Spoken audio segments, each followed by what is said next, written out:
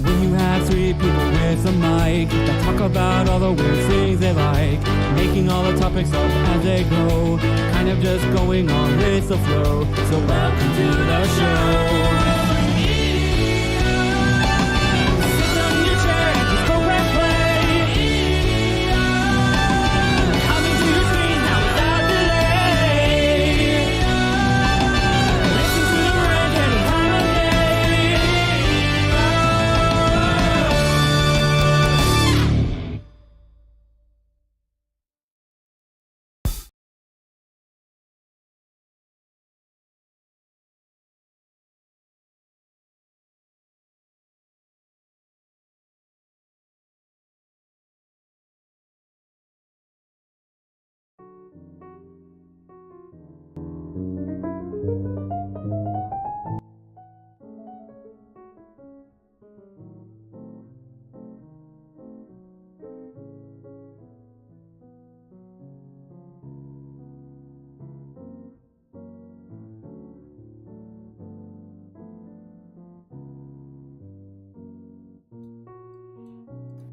Hello, everyone. Hello.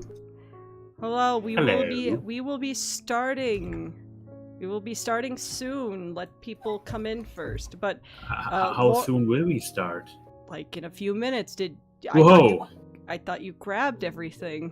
I did grab everything. I'm just like, whoa, we are starting it. Whoa, soon. I'm not sure if I was mentally prepared for this, but my body is ready. Are you sure? Are you sure that your body is No. ready? I hope I am. Oh God. Let's just hope that your Oh, PNG God. tuber doesn't default to Oh. screaming like consistently.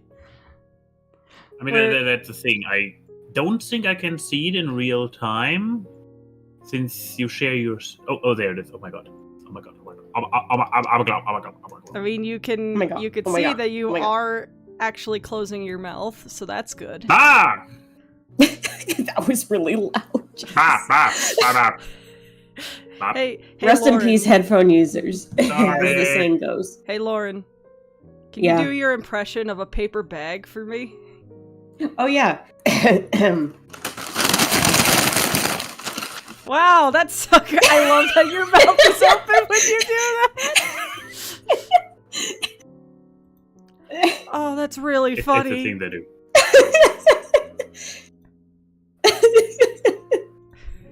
Oh, no, please, no. we have fun here. we have fun here. Before we start, hey guys, you want to hear this great idea for a Three Idiots me and Max had? Share yeah, with, I would like share to with the hear that. audience. What do you mean you would like to hear it? We had this conversation. Yes, but this requires me to actually. Also, we had multiple ideas throughout the years, I'm pretty sure. Yes, but this was the one that's actually feasible. The one that's actually good. Yes. Not the ones that I brought up and were discarded due to idiocy right away. I don't remember the ones that you did. There's an idea for a Three Idiots Shark boy, Tank another Three one. Idiots ideas Oh, where no. Oh my no. God. you two have to give me ideas for me and the chat's ideas for Three Idiots episodes, and I have to be like, That'd be actually really fun. that would be really know. fun. But no, the Three Idiots Sounds idea was very good. basically honest truth, but but instead, Max is the host of one and has to come up with them. Ooh. Wait. I have to come up with them? I thought we get them from the audience and I'm just You hosting. could get some from the audience, but I expect you to put in a little bit of something. But we know that I do not have creativity. Yes, but you're a This would be good horrible. liar. Well, that's true, actually. I'm also just saying you're gonna have to cull the audience a lot to get them because you do need like what? There's 3 rounds. Uh-huh, Yeah, uh-huh. no, wait, we've moved it up to 5 rounds with 3 Ah. things. Like Uh-huh, 5 uh-huh. topics, 3 per topic, and each of those have 3. 15. Yeah, there's more than 15. Math. What? Yeah, there's a lot. My point is there's a lot, so you're either gonna have to have times someone come up with a lot of them themselves, or you have to help. Oh boy. But the point is Max would have my stream key, so it would still be streamed here. But my favorite part was I said that the layout would look different because it's not made by me, so it's not all colorful and nice. It just looks kind of sad. Oh, and I have never looked into how to do the well, the PNG PNG tuber is tubers. actually really easy. Do you know how to put in a browser source? Yes, I do. It's a browser source. Whoa. I could show you how to do that part, okay? Don't be scared. Old Oh god, I swear if it is like teaching an old man how to use a computer. Also, your background is also animated, I just realized. Yeah, it's always It been. is. But I guess this is just a looping video, right? Yes. Okay. I can do that. I'm not that fancy. I love watching it go across it. Woo. Anyways, hello everyone. Welcome to 3 Idiots. We're 3 idiots, well, do all this. And we are Excuse me, back. I only see 2 idiots. That's not very nice to say to Lauren, Max. Because you obviously mean yourself and Lauren, right? No, I was actually building up to there's a mirror joke. Oh, now it's 3. But we can walk with that too. Okay. The long pregnant pause. Well, it doesn't help that my like closing animation when I'm not talking, I look like I am on Just the brink of staring. stabbing someone. A Okay. pregnant pause I- between me and Max is very good because it looks so concerning. It's like I was about to say a moment of silence for all our non-expressions.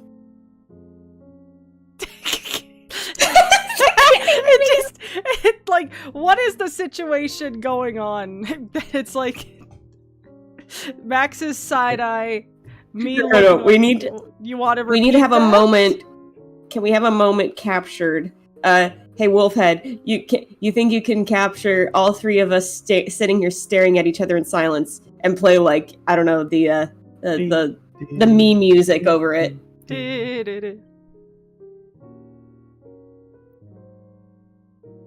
I think that's long Okay, enough. silence is over. I just really love that Lauren's is like, because Max, the one between Max and I looks like I'm waiting for him to repeat something stupid. But Lauren's is such a neutral party kind of thing. Like, you're that one friend who doesn't get invited to a lot of things and you got invited, but you're missing like a few chapters of the lore in the friend group. So I'm just trying to digest whatever the heck new information is coming at me. But you also have a little bit of a zoned out stare. I mean, where is she even looking? At the paper in your hand at best? So she's just like, listening to the elevator music in her I've been head. waiting for my appetizer for like 40 minutes, and these 2 haven't even ordered yet. Yeah, this is just us at a restaurant, isn't it? The thing is, I would know exactly what I'd want. I know, but the thing is that me and Max probably haven't ordered yet. So you're just waiting Oh, you know for us what? to That's- actually order that's the fair. food. Excuse me, it's called analysis paralysis. Oh, Or you mean like executive the time that dysfunction. you were waiting for me? Okay, one story before we get to the actual show.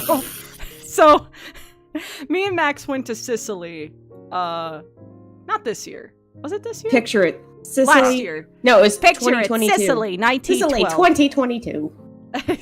In 2022, and he arrived much earlier than I did because, well, one is in Europe, one is American. Math. And he texted me and he's like, hey, so if you're arriving later, can I go get food and I'll just pick you up something? And it's like, yeah, sure, go ahead. Oh no. And then, and keep in mind, how many hours do you think you were in Sicily before me? Like a good, 3, right? Probably. So 3 hours, right? And I finally get to I got to the bus station. Max picked me up. It's like, hey, how you doing? Yay. And we're walking. And then he says, so I haven't eaten yet. What? I haven't eaten yet. Max, it's like 10 o'clock at night. Yes, and I have not eaten yet. You want to tell them about the journey you had? I mean, I believe I walked through all of Sicily, or whatever the name of the... Wait, is Sicily the Palermo. island? Palermo was the city? name of the Palermo! city. You didn't walk across the Sicily, entire island of Palermo. Sicily. But yeah, I walked around and I found food places and whatnot. But the thing was, like, since you had said you wanted also if I can pick some food up and bring some food, and I was like, looking for something that advertises or strikes me as a place to take stuff, the takeout place or whatnot, and I couldn't find one, so... What was great is that we were walking through the city multiple days. And he just was like, oh, for fuck's sake. And I was like, what? I've been here. Oh yeah, I got around it this first night. Yeah, he walked around. Basically, whenever we walked to a place, it was more of a question of, have you not been here? Than have you been here? That is great. Love that place. There was a dog at one point. It's the Walk of Sicily. Ho, whoa, Whoa. Chrissy, for the love of God, eat something. What? I wasn't the one who couldn't pick the food. How does this get blamed on me? I told him to pick something. Maybe it's Chrissy, call him. For the love of God, eat something. Oh, yes, that was, I mean, I don't need to ask Max twice to eat something. That's more of a thing that has to be yelled at me. Max is a little man that needs to eat like a hobbit. If he doesn't have a little treat next to him at all times, he becomes a very cranky lad. Yeah, but not just cranky. I literally... You do literally need the calories. Your body is just a furnace, and you just throw things in there. But yes, everyone, we're not talking about Max's dietary habits. We're not his nutritionists. We are talking about the bracket battles. The battle. And look, Prince John is still in Lauren's hair. Yay! But yes. You know what? I'm happy he's here. He can nest here as long as he wants. He's a good boy. He and wasn't a winner. And as long as he gets involved this way, we are hopefully safe from him sneaking back onto the board. Yeah, exactly. Imagine, I did have the stray thought of, like, what if I made a separate bracket and everyone was Prince John and I opened up on that one? But then I was like, I don't have the mental energy to do that today. But yes, where we last left off, we did all our preliminaries and we got through the first couple of the battles. Yeah. A quarter down. Yes, but we are continuing down the first battle, so why don't we just get started? Well, why don't we got? Yeah, why don't we? This one's an unfair one. Oh. So we got Scott Sykes, I think is his name, from Oliver and Company. It was not the other Oliver Twist character that I'm officially forbidden from naming anymore. Oh yeah, Max helped me with the list, and he kept saying the character, you know, the homeless guy in the movie. And Max's accent kind of makes that name sound like a bad word. Oh no. So he just kept repeating this, and I'm like, do you want to try that again? And he's like, thank you for the super chat. Wanted to see if you change it to correct alerts. I did. Now it's a little me. But and he's like, what? That's his name. It's the... And I'm like, no, that's not his name. I'm pretty sure it's pronounced Fagin. And he's like, no, it's not. It's like, this is not an argument we should have. Especially not on stream. So therefore we were both very, very happy when we found out, oh, wait, the character in the movie is actually Size. I love that everyone, there's either the people who know, like Netro and Wolfhead, and then Lizzie be like, I don't know what it is. What's his name? I don't get it. Look it up, Lizzie. Oh. So should I say the name? Yeah, say it. Say it then. Say it. I mean, it's the risk of Spell your it out stream for being us. demonetized and you getting a community strike. You know what? Everyone has read Oliver. Just look up the name of one of the characters in Oliver Twist and say them out loud to yourself, and the one that sounds wrong is the one that we're talking about. Don't entrap us. But it's the homeless character that owns the dogs in Oliver and Company. That's the person. He doesn't look so homeless. He's having a suit and everything. Anyways, so we have Scott Sykes here. I don't know. Say it. No! I looked it up and oh. Yes, it is Fagin. I'm not wrong. But anyway, so yeah, we got I was in a Sykes production and of Dr. the- Facilier. I was in a production of the theater play Definitely in a fair Germany, fight here. and I might have been learning the name wrong because everybody pronounced it differently. Well, I don't know what the other word is translated to in German. Hopefully doesn't sound the same. No, we kept the names, it's just the pronunciation. Anyways, so... Yeah, but like, anyways... So, I feel like this one is one of those mean battles that I had, because it's like, oh, I can't put this character against anyone and they win. Yeah. So, I'll go first, because I've been just a big bully so far this stream, apparently. We should be careful not to mean too hard, or otherwise... Sykes might actually move on. Yeah, no, I'm picking Dr. Facilier. Come on, guys. Like, let's be 100% real here. It's not a competition. Facilier is one of the best modern Disney villains. He is True. super cool. He is sleek. His powers are awesome. He has one of the best villain songs, in my opinion. Voiced by Keith David. That automatically Keith David, adds hello. Keith David, the voice of Goliath in anything adds like 50 points. And also, I just really love his design and everything about him. He's like if you take, like the powers of like a witch character like Maleficent or even Yzma or something, and just made it cool. You added jazz. And I really love it. So Facilier is obviously my vote. What about you, Max? Okay. Good thing that I'm coming in here in the middle, so I can convince Lauren to join my side. Because Okay. I have a very, I mean, I don't, does he even have a song, the Sykes guy? No. No. But yeah, I mean, songs You should are have kind of been like fully convicted and be like, his villain song is one of the best. because Yeah, for the people who haven't seen it, you nothing. need to BS it. Yeah. Nothing, absolutely nothing in Sykes' villain song is of. Nobody in the world hates his villain song. Take this into account. Oh, okay. Okay, yeah. But yeah, no, my actual point that will definitely win Lauren over.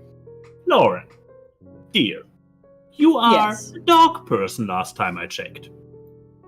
By the circumstance I am an animal of owning- person. Yeah, in general. Exactly, even stronger. An animal person with a preference for dog. So, what does Sykes do? Or own or have? Well, he has two Dobermans. Exactly. He's also a dog person. He is a man of the animal. What does Dr. Facilier do to a certain animal in the movie? He tries to kill a frog.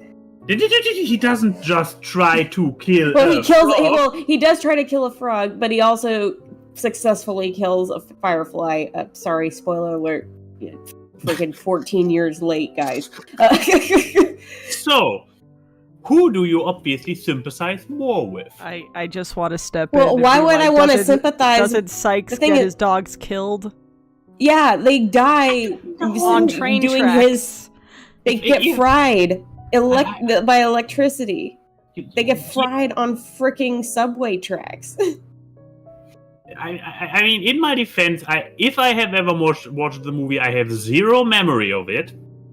And second of all, I just remember that we are about on a villain list. And I probably just made a point. Yes, you were against- making You more know, his arguments do- for Psyche funny being thing a is- good boy. Like, That's I'm like this. That's why I said, who do you sympathize? I'm like, I don't think that's the point of this whole conversation. you were making a It's great whoever's the argument better for villain, which Facilier, though. usually indicates it's somebody who isn't somebody to sympathize with. Well, too bad. I already cast my vote, so now it's Lauren, you are the tiebreaker. Yeah, before Lord Oh makes yeah, her this is vote, a real. I want to oh, shout yeah. out I want to shout out Golden in the chat though. Because I think he has the best way to say that character's name now. Because he called him vegan. Like, God. I want to rewrite every Oliver Twist book. The character's name is vegan now. Also, the message, he got hit by a train, XD. Don't add XD at the end of that statement. Emoticons. Oh So old god, school. ooh, It's I me, got I'm hit old by school. train, Rafflecopter. Anyways, Lauren, your vote. Yeah, well, it's facilitate. I mean, if we're going by a villain who really makes an impact in the film, in the context of the story, in freaking bomb-ass villain song, yeah, we're going with Facilitate. And he's animated by Bruce W. Smith, by the way, who created Proud Family and is a phenomenal animator. So, animator. Anyway, I'm awake. Anyway, I worked overtime this week. Anyway, but no, and then Sykes is there. If anything, his dogs have a stronger villain presence in the movie, and that's because the movie mostly revolves around the animal characters. So, and then they both die. So, I mean, Sykes dies too, but I mean, yeah. Anyway. I like the statement. If you get ran over by a train, you deserve to get laughed at. I don't know if I agree with that take. Yeah, I'm going like, what if so someone you don't just exactly- fell? What if Yeah, that's what I'm saying, there's Graham tons of just footage of- couldn't see where the train stop ended, and she tripped over and got ran over by a train? You gonna laugh at Graham? I mean, that's literally happened. They have security you just footage laughed at of that someone's shit grandmother happening. dying. I hope you're proud of yourself. You are objectively a bad person. And plus, there's so much footage of people It's like called like slapstick. assholes like pushing innocent people into train tracks, and then it's awful. And you see the mad scramble of people jumping down to the tracks to try and get somebody up before the train comes. I'm like, it's scary. Anyway, sorry, that was Disney a very villains. serious note. I'm like, don't laugh at shit. So, yes, so on to our next. Now, this is a true battle of attrition. We have Scorpion Man from Treasure Planet and Cowboy Alameda Man. Slim. Why do you know this character's name? Because he's far more memorable than fucking Scorpion Spider Boy up there. Look, I couldn't put Long John Silver. That's the definition of an anti-hero. Well, I know, but that's what I'm saying. It's really funny because between the two, at least one leaves a bigger impression than the other, and it's the one that you can remember their freaking name. Exactly. At least for my book. Well, you know what, Lauren? How about you go first? Who wins in this competition? I'm gonna go with Alameda Slim. He is a yodeling cow rustler. So, and he comes with a villain song. What does the other guy have? No villain song. What presence does the other guy have? Very little screen time. And he has a very anticlimactic death by zero gravity. So, he's only there to kill off the captain, as according to like Treasure Island. So yeah. by that format. And then he dies. There's nothing more to his character than that. Like he really, like, I mean, there could have been more for his character, but they just didn't do it. And meanwhile, Alameda Slim, look, laugh at home on the range all you want. I think it's not perfect, far from perfect, we all know this, but it gets far too much flack considering, it actually has a really funny villain. So, and the animation, as much as is like, yeah, this is children's barnyard kind of stuff. It's good animation, like fun, fluid, colorful, and that also applies to Alameda Slim himself. So let the man yodel. Let him be fun. He's a fun villain. Anyway, also he tries to he kidnaps cattle and tries to force ranchers off their land so he can buy it all up. He's fucking corrupt. So anyway, there you go.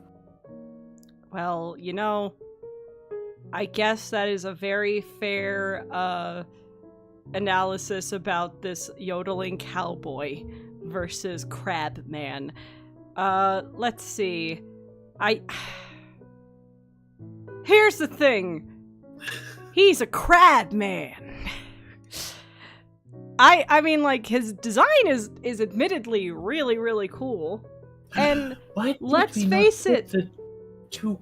Just since I just spot who is coming up right next. Why did we not put the two crab men against each other? God damn it! We should have put the two crab. Hold on a second. Oh, executive decision. I was gonna say it's still not a fair fight. Because we all know who the superior crab is. Cowboy, but we're gonna get to that. None Lauren, of now here's the fair. decision: Crabman versus Tamatoa. Are you gonna say Tamatoa takes crab? the crown? Tamatoa takes the crown. He makes more an impact in the story. He wasn't even part of the marketing for the film. He comes in like a freaking shooting star, and it's amazing. And he does a David Bowie-esque number, and he's really funny. And they bring him back in the credits for a gag. Nah, Tamatoa takes the crown. There you go, Schaefer. Let's hope you're happy.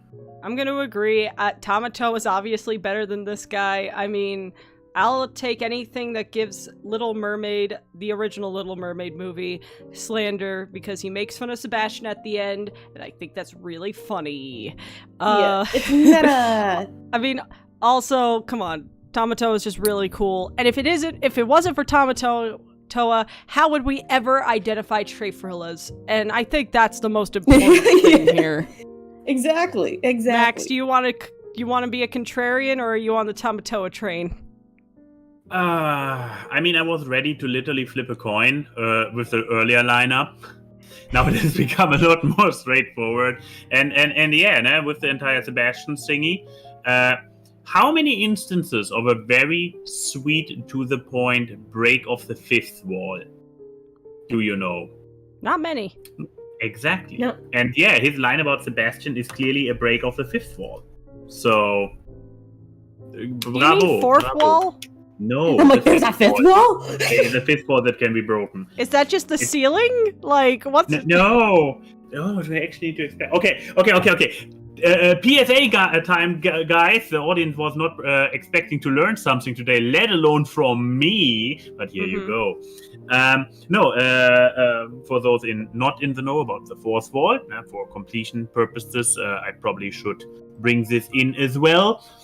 In a traditional theater, you technically have those three walls, not counting the floor and the hypothetical ceiling. You have the back wall, you have the left wall, you have the right wall. What's in the fourth wall? The audience. Because now we are looking in there, and we have the actors on the stage doing their thing, and the actors usually pretend like there is nothing. There is no audience. There is no fourth wall. They just exist in this weird hyperspace that is 2.5D. However, when then a character turns to the audience and directly talks to them, addresses them, acknowledges their existence, this is referred to as breaking the fourth wall.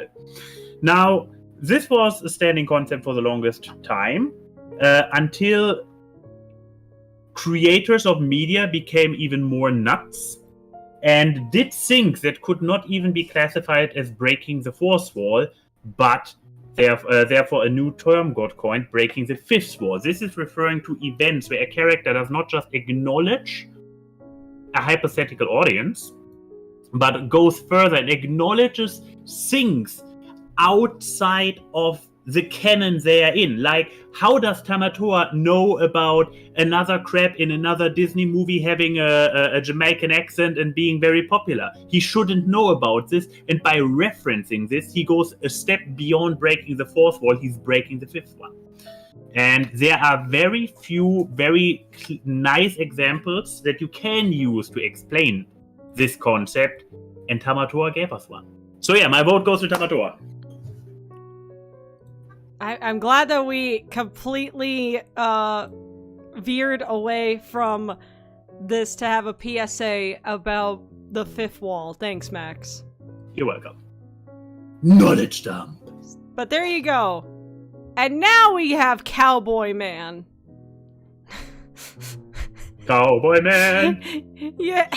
He had a realistic chance. Yeah, now we have the really unfair Crabman. fight. So, Max, Yes. how about you go with this one? Okay. I'm coming in, guns blazing. I just want to say, what is it even called? Glöckner of Notre Dame. What? Bell guy of Notre Dame. Fuck. What's the English title? The Hunchback? Hunchback. Yeah, but what's it? Here's the thing. In German, we call He's a him bell ringer. Exactly. In German, we call the entire story the bell ringer of Notre Dame. We are not referring to his bodily standing out feature. So yeah, I was just like, what's it called again? The Bellman of Notre Dame? I have never heard of that movie. Anyways, so I just want to say The Hunchback of Notre Dame is totally overrated as a movie. Oh, wow. Yes. But Frodo isn't. I mean... The movie is not overrated. You just have bad opinions. But yeah, no... I mean, Frodo already bested the entire law representative preliminary, if I recall correctly. Uh-huh. And he did so justifiably. We said a lot of stuff about why he is pretty dope. Last Three Idiots. Everybody, go back and watch this one. Come back after you did so, which is a bad idea doing a live stream, but now you heard it. So yeah, and I haven't even watched Cows on the Ranch or Home on the Cow or whatever it's called. So I don't know this yodeling asshole. You never get a title right. No, I've given up on your titles. Own name, like. I mean, I literally called myself I don't like A the and pregnant Y. pause What are that we was talking? started there, like. But yeah. But yes, you're voting for Frollo? Yeah, sure. Okay. I'm voting for Frollo. Do I need to state more reasons? I don't, but I'm gonna. Like, it's... When you think villain, and I'm not talking Disney villain, I'm talking terrible person. I think of Frollo, cause you know what? Take away that the whole, like, you know, hellfire and amazing villain songs and beautiful animation. He's a perverted old white man in a position of power. Mm-hmm. A perverted old white ableist racist man in power. That's just a real life villain right there. That's what makes him scarier. Fuck him, and that's And why he- he wins. and Christian. Yeah. And rich. And rich! He's everything that you are supposed to hate. Mm-hmm. Church representative. Everything you're supposed to hate. And on top of that, yeah, and This on is top who of that, Sinead he sees O'Connor himself as a warned us holy about. man when Like, he come is on. everything but. Well, let's be honest. The other guy isn't even a villain. The other guy is a hero. He sings and wrangles cows. He's got the qualities that you would like Alameda Slim. Like, would you not like to see like Kronk try to yodel and stuff like that? Like, you want that kind of shit. Like in this fight, yeah, no, it's like Frollo takes home everything as the villain. And again, yeah, he is the most between the two. He Yodel hellfire, little lady. yeah, actually, that'd be terrifying. Anyway, Get Randy Quaid on the phone. I have an idea. Randy Quaid yodeling hellfire. Get him on the phone. But no, it was, yeah, again, the more realistic I feel like the villain is, and especially in the case of Frollo, the more terrifying he is, because he is more cemented in what is a reality, and has been a reality for centuries. So yeah, it's scary stuff. Wait, where are you going? You sounded so sad.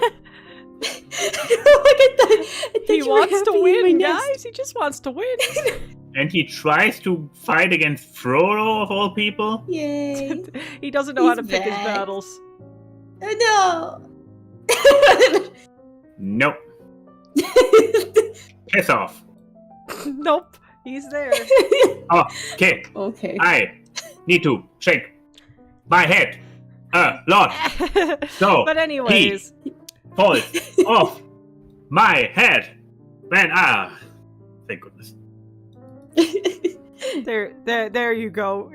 He's probably like, Yay. oh, he was mean. But okay, so obviously Frollo wins. Also, isn't in the original story, isn't Esmeralda supposed to be a minor? An old, white, racist, ableist, pedophilic pervert. Do we need to add more adjectives? Law enforcing. Oh, and murdering. I mean, I feel like I buried the lead there. Yeah, he is literally the encapsulation of evil. There we go. I just gotta zoom in a lot to get it past. Wow. So, okay, people are gonna ask me about this one. Yeah. I called this the... Are they, Who's the though? villain? Yeah, that's, Ah. one is definitely really not, but the other one is also, it's more a victim of circumstances. So this is like, So, yeah, Ralph. these are the people that their society perceives as villains when they're really not. Here's the thing. Except for, I mean, the second one, Bowler Hat guy, is a little bit more of like, again, a victim of circumstances, but he does make bad decisions, 100%. Yeah. So I'm gonna But you start can't this even one. actually be 100% sure that he does all of them because he is convinced to do things and think that he's doing the right thing. Because he is being brainwashed by his fucking hats. So you're voting for Ralph, right? The thing is this is for a villain, but I'm not. Ralph is a villain! In I know, Wreck-It Ralph by his- 2, he is so a villain. Oh, he is definitely a villain. I'm like, I see. The thing is, I have that to, okay, render this is my from the first specification. one. He is not a villain from Wreck-It Ralph 1. That's why we have King Candy. But no, Ralph is unequivocally the villain of Wreck-It Ralph 2. Okay, yeah. You know what? It's This is because I've been Wreck-It trying to Ralph block 2, out. I Ralph. try to block out the memory of Wreck-It Ralph 2. But I'm like, yeah, you're right. You're right. I want to throw in a completely different angle. Okay. Wreck-It Ralph is canonically the villain of his own video game. Yes, We but should- he is maybe bad we should guy. judge him on- He is we not should- bad guy. Yeah, but we Yeah, maybe should he's judge him bad on guy, that but he's merit. not bad guy. Yeah, because look what he's doing. He's coming in. He's like seeing people having a nice party in a nice building, and he literally comes in and goes all King Kong on the building and smashes it to bits. That's like what motivation-wise, he's up there.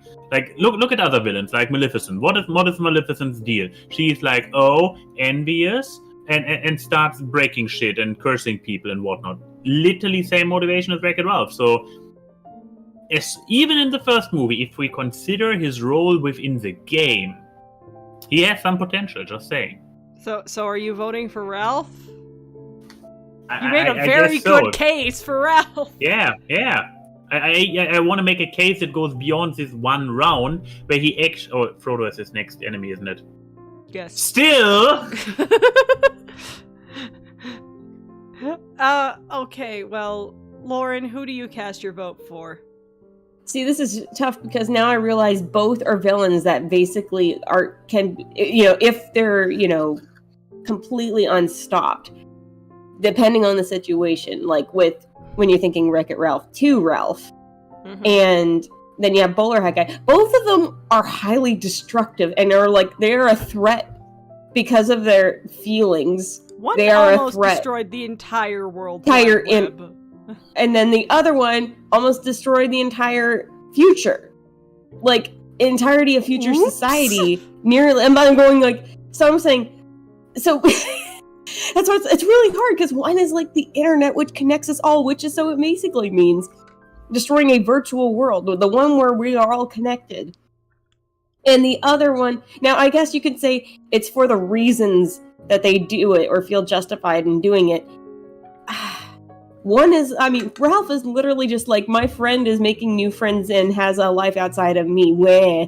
And my friend who's like coded to be an 8-year-old is leaving. Yeah, my best friend who is an 8-year-old child.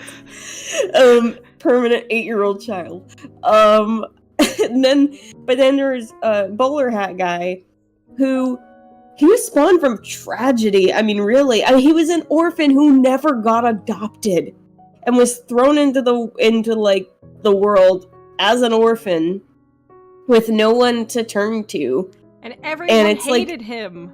And yeah, he convinced himself that everybody hated him. If he just like actually got out of his own head for a bit and saw that people were trying to make friends with him, but he was so caught up in his brain that and he was so stewing in negativity and so convinced that the world hated him that if he had actually stopped for 2 seconds, he would have seen he could have made some friends.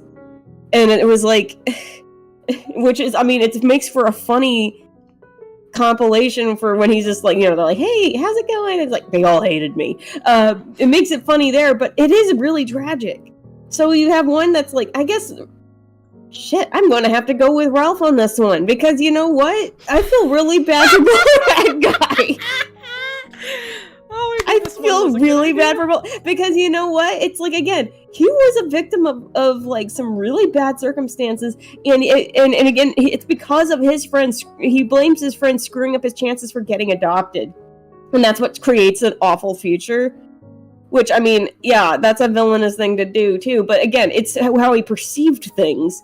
And he was basically taken in under the wing of a hat that just wanted world domination, but manipulated him into thinking he was doing the right thing.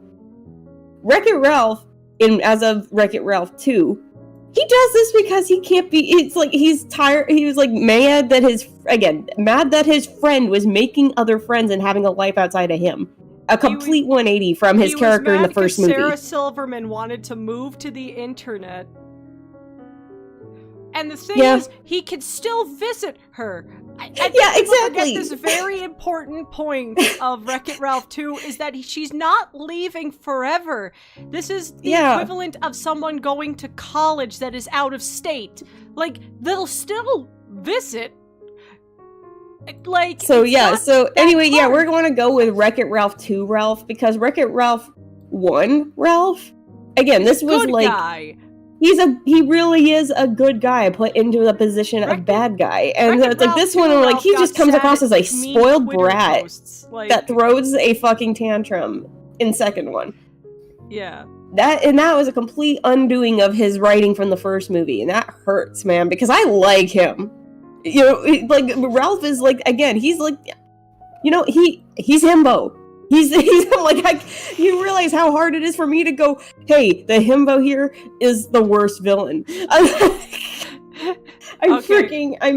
upsets me, Max, somebody else talk. Join the Ralph train? Sure. Arguing less from the second movie point of thing, because I would still, in the scope of this list, even in the second movie, he is not a villain. He's his own worst enemy. He's doing a lot of shit, but he's doing it on a idiot, not coping with life level. You know who also does that, Max? Alcoholics, and I would count them as villains too. Tragic ones, but villains. Am I equating Wreck-It Ralph to alcoholism? Maybe. I think it's where, it's now, to a degree. Now his quiet animation pose really fits. Well, yeah, to go further off that point, yeah, I mean, it is a lot of those things when it comes to like between alcoholism and Ralph's choices. I mean, it's a choice. It comes down to being a choice at the beginning of it all. Yeah, some people can have like, it may be, their family had a history of it or stuff, but it still comes down to you choose to start it. Ralph chose to be a bitch. So yeah, But know what? Yeah. That guy was manipulated after years of freaking trauma. So, but that's a different thing. Like looking on the winners so far, we have somebody who kidnaps a child for her own selfish desire. Yeah, Ralph checks this box. But no, kidnaps a child, locks her into a tower for 18 years, gaslights her all day long. Then we have a murderous old crow who is literally a tyrant in her kingdom. We have another murderous maniac who is I'm not even sure what is he trying to take over London? He's literally Moriarty, so yeah. So yeah. We have another murderer who is willing to backstab his friends and or colleagues and kill them. We have somebody who is literally in pact with demons. We have an eldritch monster.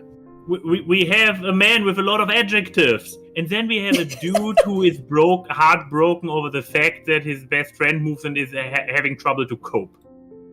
And at the end of the movie, tries to fix his mistakes. I just thought of something. Lauren, we can't make Ralph the villain here. Uh-oh. What?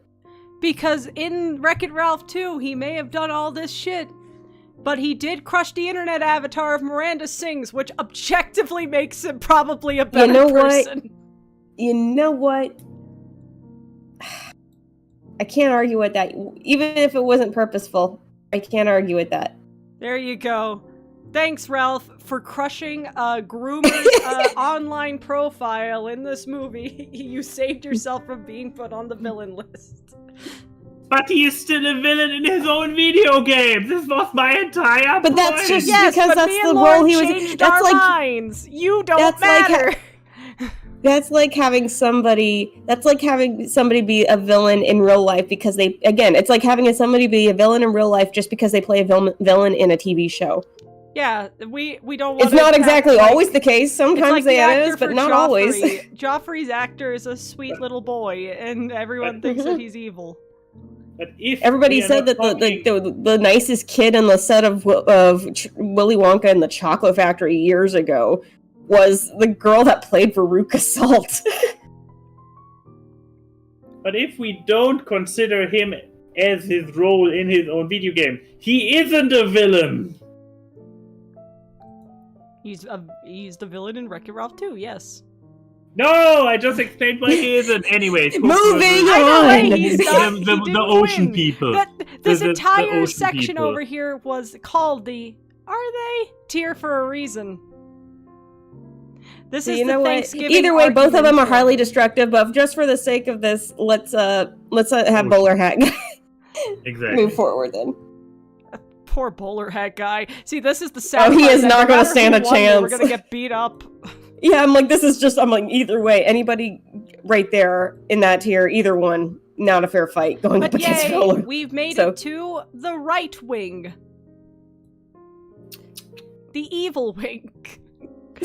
I have sass today. But I'm like sitting here going but I'm sitting here going, but they're all the evil wing. They're all the evil wings. This one's just the fascist one. Is Captain Hook a fascist? I mean, he doesn't like anything really magical, does he? And I mean, we had a literal king on the left-hand side. You have a king in your hair, so like... Anyways... I mean, technically is in my hair. Yeah, you moved No, him. that's what I'm saying. I was saying this to Lauren. Yeah, but I was saying that there is a king on the left side, as in King Candy. We have a little monarch over there. That's because Prince John's not king, so... Sorry, I was baby. looking to see, do we have royalty on the other side? I mean, depending on what continuity you're in, Ursula is royalty. That's true. Yes, that's true. And Jafar is a royal vizier. But then we also have like whoa. Then okay, let's just move on. And if you go by certain productions, Jafar is Jasmine's dad. So because Boogie woogie woogie. The king inverted his.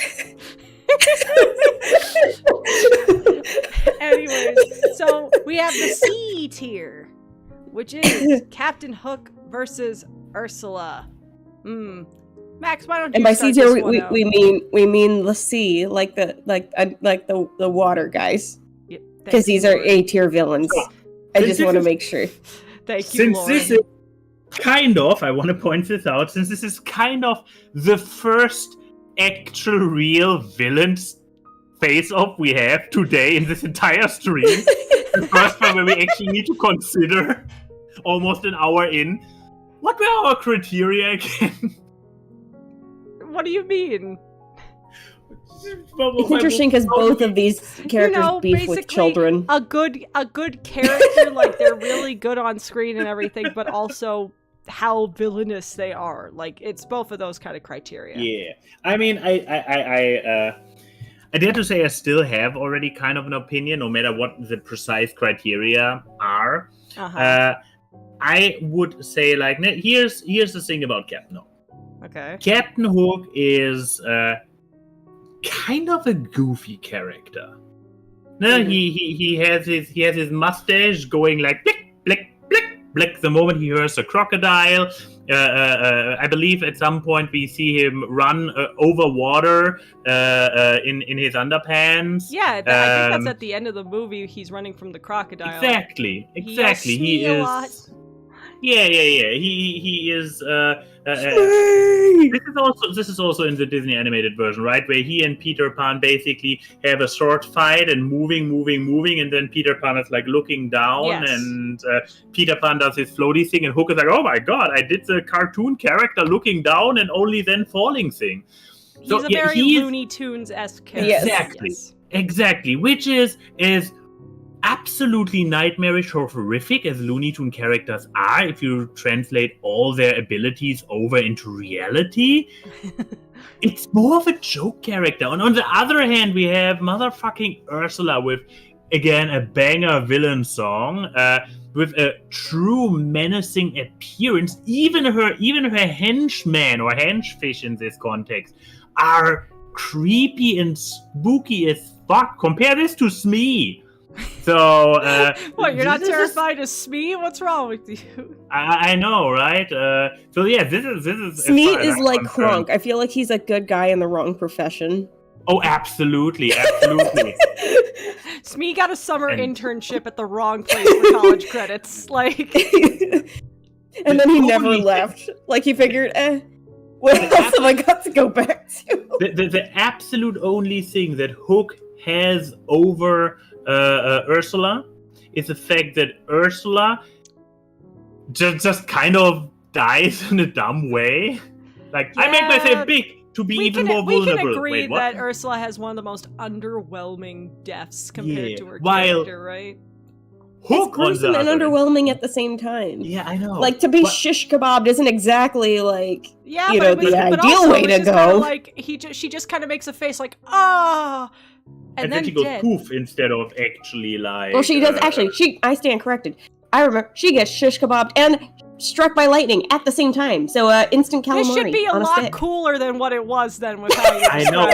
The description sounds pretty cool. But on the other hand, the thing that Hook has over her is that he is probably technically immortal because Peter Pan needs his nemesis, so Peter Pan doesn't let him die. So. This is straight up giving me ideas for it's like, when you have an eternal nemesis where it's like one cannot truly exist without the other. Yes, I have now seen I'm just Lego thinking, Batman. Yes. Well, yes, but I mean, it just made me think especially when actually, I'm going to feed this into my points here, but it just made me think it's like, well, in Lupin the Third. Okay. Oh wow! Here we go again. Oh gee. Yeah. Okay, Lauren. What what happened in No, Lupin. I'm just saying it's like the eternal rivals that never age. And one cannot exist without the other. They gotta constantly beef with each other. I said he gotta literally rise from the dead at one point because he was like, wait, Lupon's alive? Yep. So, Fucking Squidward he's never waking gonna up die. and Neither is just- Lupin. So they're just gonna constantly beef with each other into eternity. As the way it should be. So what you're saying is you're voting for Hook to be better because he reminds you of Lupin. No. My point is that what I'm gonna go back to is that Hook, I can't even, he does dastardly things, but I can't even see him as a villain compared to Ursula. Hear me out on this. Even if we're all gonna vote for the same direction here, I still think, first of all, Hook had his hand cut off by Peter Pan and fed to a crocodile. Wouldn't you be mad? Wouldn't you want to He has a very Wouldn't you want to beef with the child that origin cut your story. hand off and fed it to a crocodile? Yes, I'd be pissed off too. Meanwhile, Ursula's like, I want to go back to living a higher life, or at least live a higher life than what I have now. I'm stuck in the deep dark depths of the ocean.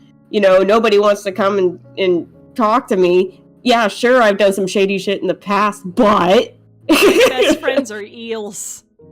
yeah, that's amore. And then they died. She was so sad. her little poopsies. She, my babies.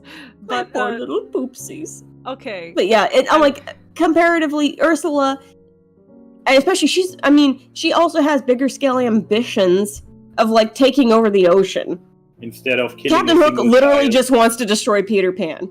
I have just he keeps realistic goals, but at the same time, it doesn't make him a bigger scale villain like Ursula with her ambitions and her basically almost succeeding, only to be undone All in fair a points, all underwhelming fair points. Let me try to As much as convince I you love guys them both. otherwise. And I always get a hee hee ha ha out of Captain Hook. I still think, in terms of if you're talking the Disney continuity, that Ursula's the bigger baddie of the two. Yes. Now let me convince you otherwise why Hook is better. Okay, shoot. Also, everyone, stop mentioning Ursula's sister from Little Mermaid. Ursula's 2. crazy sister. Do you see her It's the anywhere same on this voice list? actor, She's guys. not here. It's just We are doing the Ursula original reincarnated. Ursula, We're not Ursula 2. But anyways, so And her name is Morgana, by the She- way. she So, was- but we're she not was talking on the- about Morgana. But yeah, she was on the Wikipedia list that he came by at some point, but we were like, yeah, no. who is this? It's like, oh, You it's know, Ursula's crazy sister. let's Who was just voiced say- by the same actress. Let's just say we had an off-screen preliminary between the sisters, and Ursula is already here because she won. Moving on. Yeah. Ursula committed. What is it when you kill a family member? Is it famicide? She did that. Depends. Who did she kill? Her The sister. father would be patricide. Sister would be fratricide is brother. What is a sister in French or in Latin? I don't know. Also, why do you just know the different types of family killing names? I am Well, German. Okay. Anyways, so this is why Hook wins. So go on. here's the thing. I feel like we need to look into this with also the context of the movie itself. Peter Pan is all about growing up and having your inner child and everything. Hook is the antithesis of all that. He's literally the adult within this world. He And, is also often portrayed in stage productions by the same actor who as the plays dad. Wendy's dad. Yes. Yeah. So, I think that if we go by this, Hook is literally the embodiment of an ethical quandary that the movie and the book and everything bring up. Ursula's an octopus. And But she's a sassy octopus. I mean, yes, so is Cthulhu, but he's not on this list, is he? But Only because Disney hasn't made a production of Call of Cthulhu yet. Still waiting for it, Disney. Get on it. Snap, snap. But no, we all know what my actual answer is, but let me bullshit. But like, I think Hook is just a very entertaining villain. He is super funny and everything, and you know, given the time of the movie coming out, there wasn't really true threatening villains besides Maleficent. Because the movies, even when they were more fantastical in concept, the characters were a lot He preceded less fantastical. Maleficent by a few years. Yeah, I'm saying like just the era, like like the time span that we had, things evolved to be more fantastically threatening. Because when you actually look at a lot of that type of Disney movie, even when you have like big concepts like fantasy based, the characters were a lot more reserved than we have now, or Renaissance onwards. But you know, Hook is the embodiment of growing up in the worst kind of way. And I like to be a kid. I'm a Toys R Us kid, and I feel like we should always fight against the worst parts of adulthood.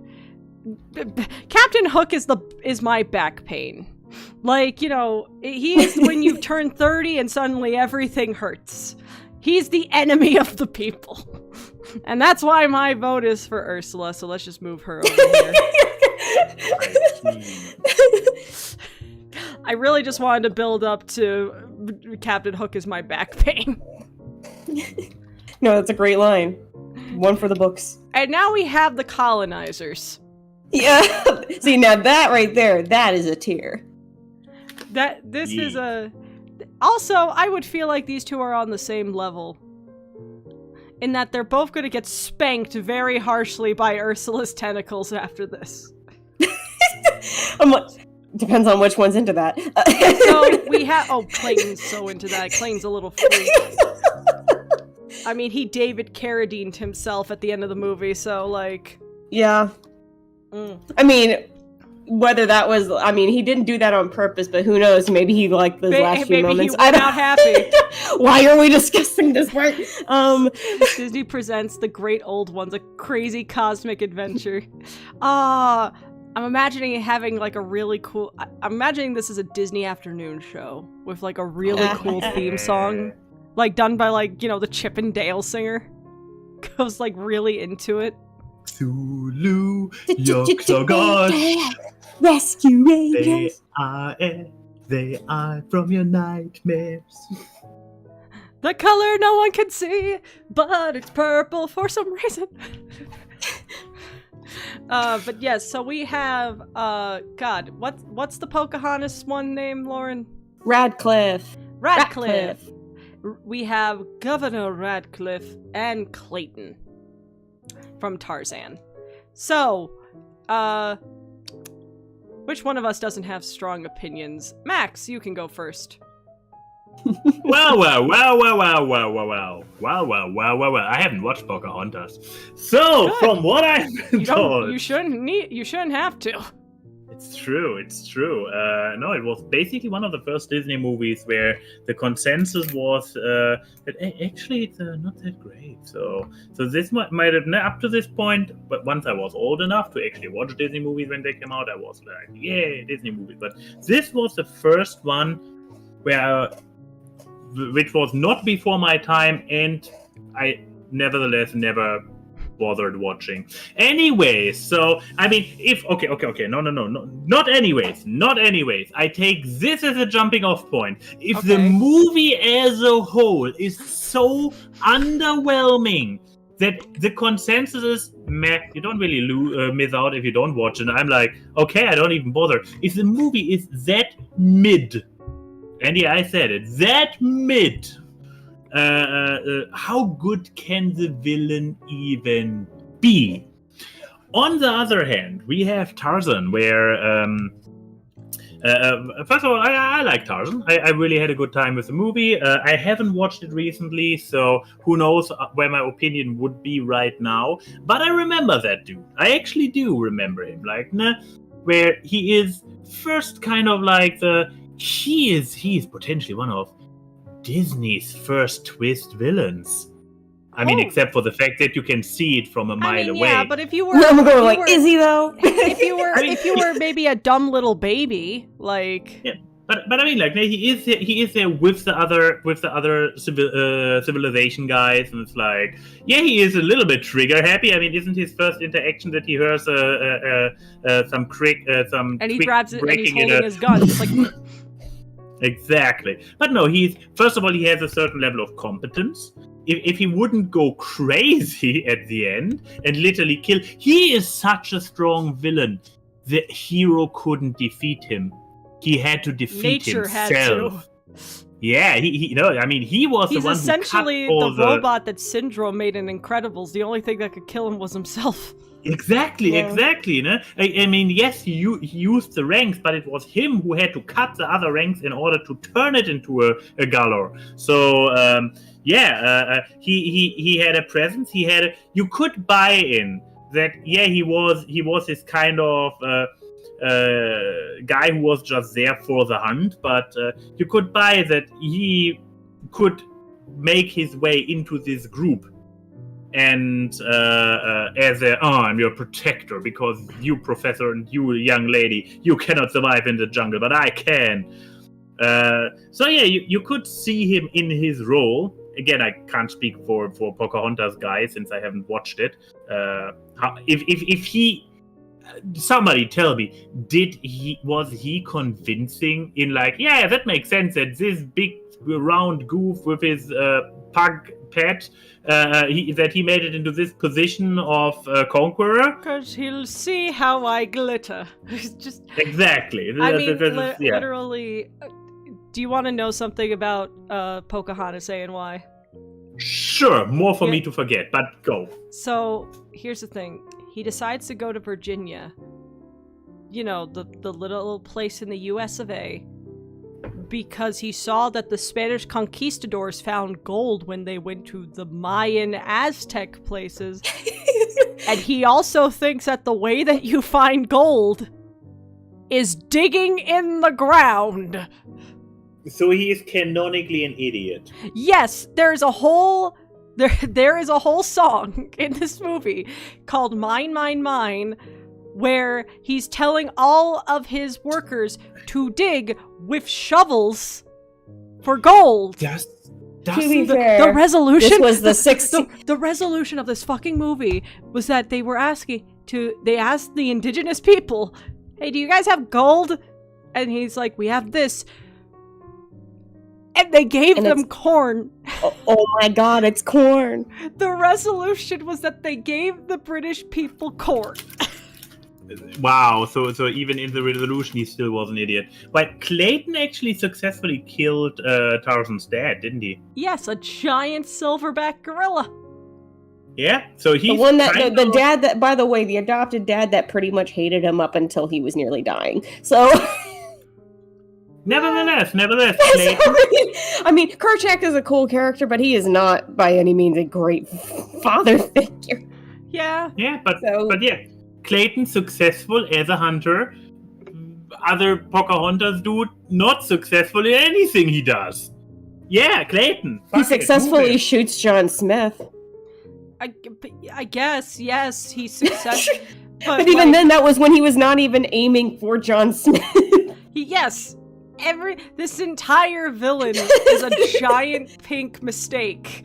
Like, the only good thing about Excuse me. He's a magenta mistake. Lauren, be quiet. Like, I hope Phelps poops on the floor in front of you. Like, Excuse you. How Hard but dare? fair. Hard but How fair. I dare second you? the Knowing fully well I had to clean up his. That is a personal foul. Okay, but yes, so 1 vote for Clayton.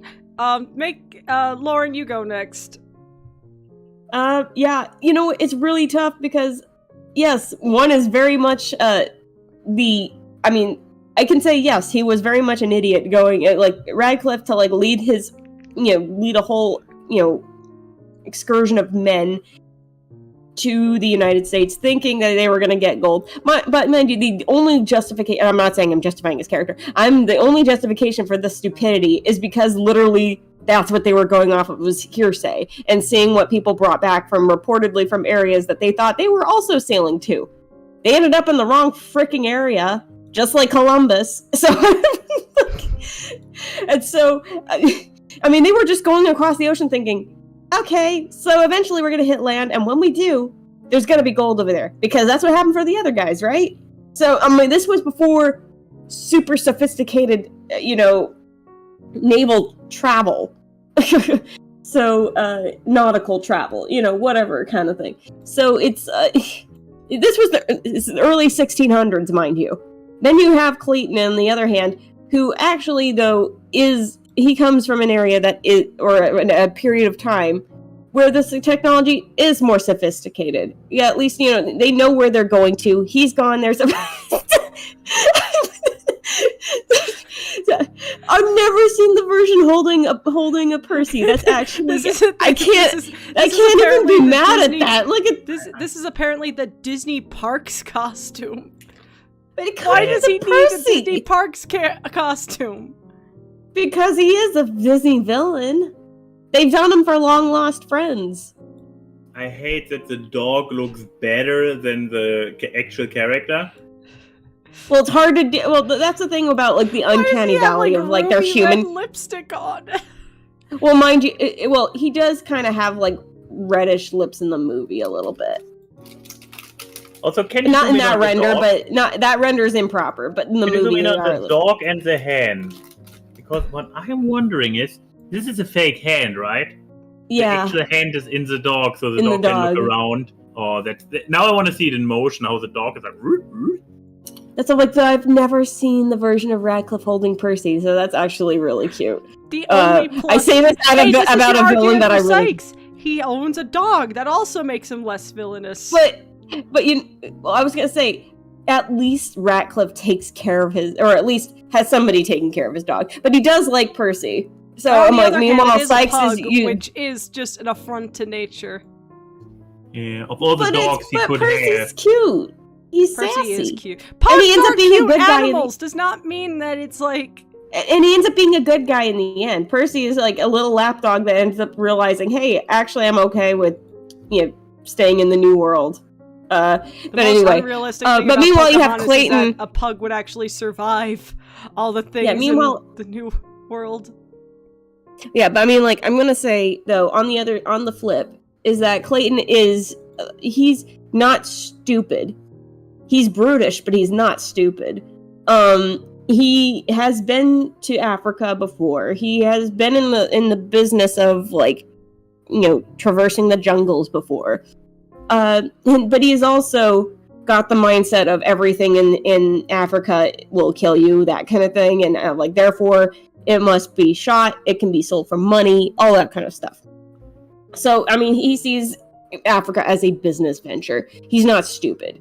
And Clayton on top of that, he is, you could look at Radcliffe and he isn't really so much persuasive to his men. They just literally have nobody else to lead them besides maybe John Smith, who is he was a traveler before. But even then, it's Radcliffe doesn't have to really convince his men to follow him, really. They're already there. They're going on this, excursion with him, and they're going okay, well, the promise of gold is on the other side. We'll go with whoever is going to lead us there. Whereas Clayton, he and his men, he doesn't have to persuade any of them. They're all on his freaking side. They're all there for the same reason as him. They act as a unit in that way. So they're not stupid. He's a far smarter villain. He knows more about where he's going and where he's been. Yes, he is. His death is his own undoing, rather than And even then, Radcliffe doesn't even die. He shoots John Smith by accident because he was trying to shoot the Chief Powhatan, which, first of all, that's really fucked up anyway. But it's and both are very dehumanizing to their targets. Clayton sees gorillas or the wildlife of the jungle as a means of making money, whether it's alive or dead. And then you have Radcliffe, who dehumanizes the entirety of the human populace in the New World. So So both are bad. But one is just more. He's more successfully manipulative, even though he's brutish. Is that again? He knows his stuff far more than Ratcliffe. So I'm gonna go with Clayton. Even if he isn't like the.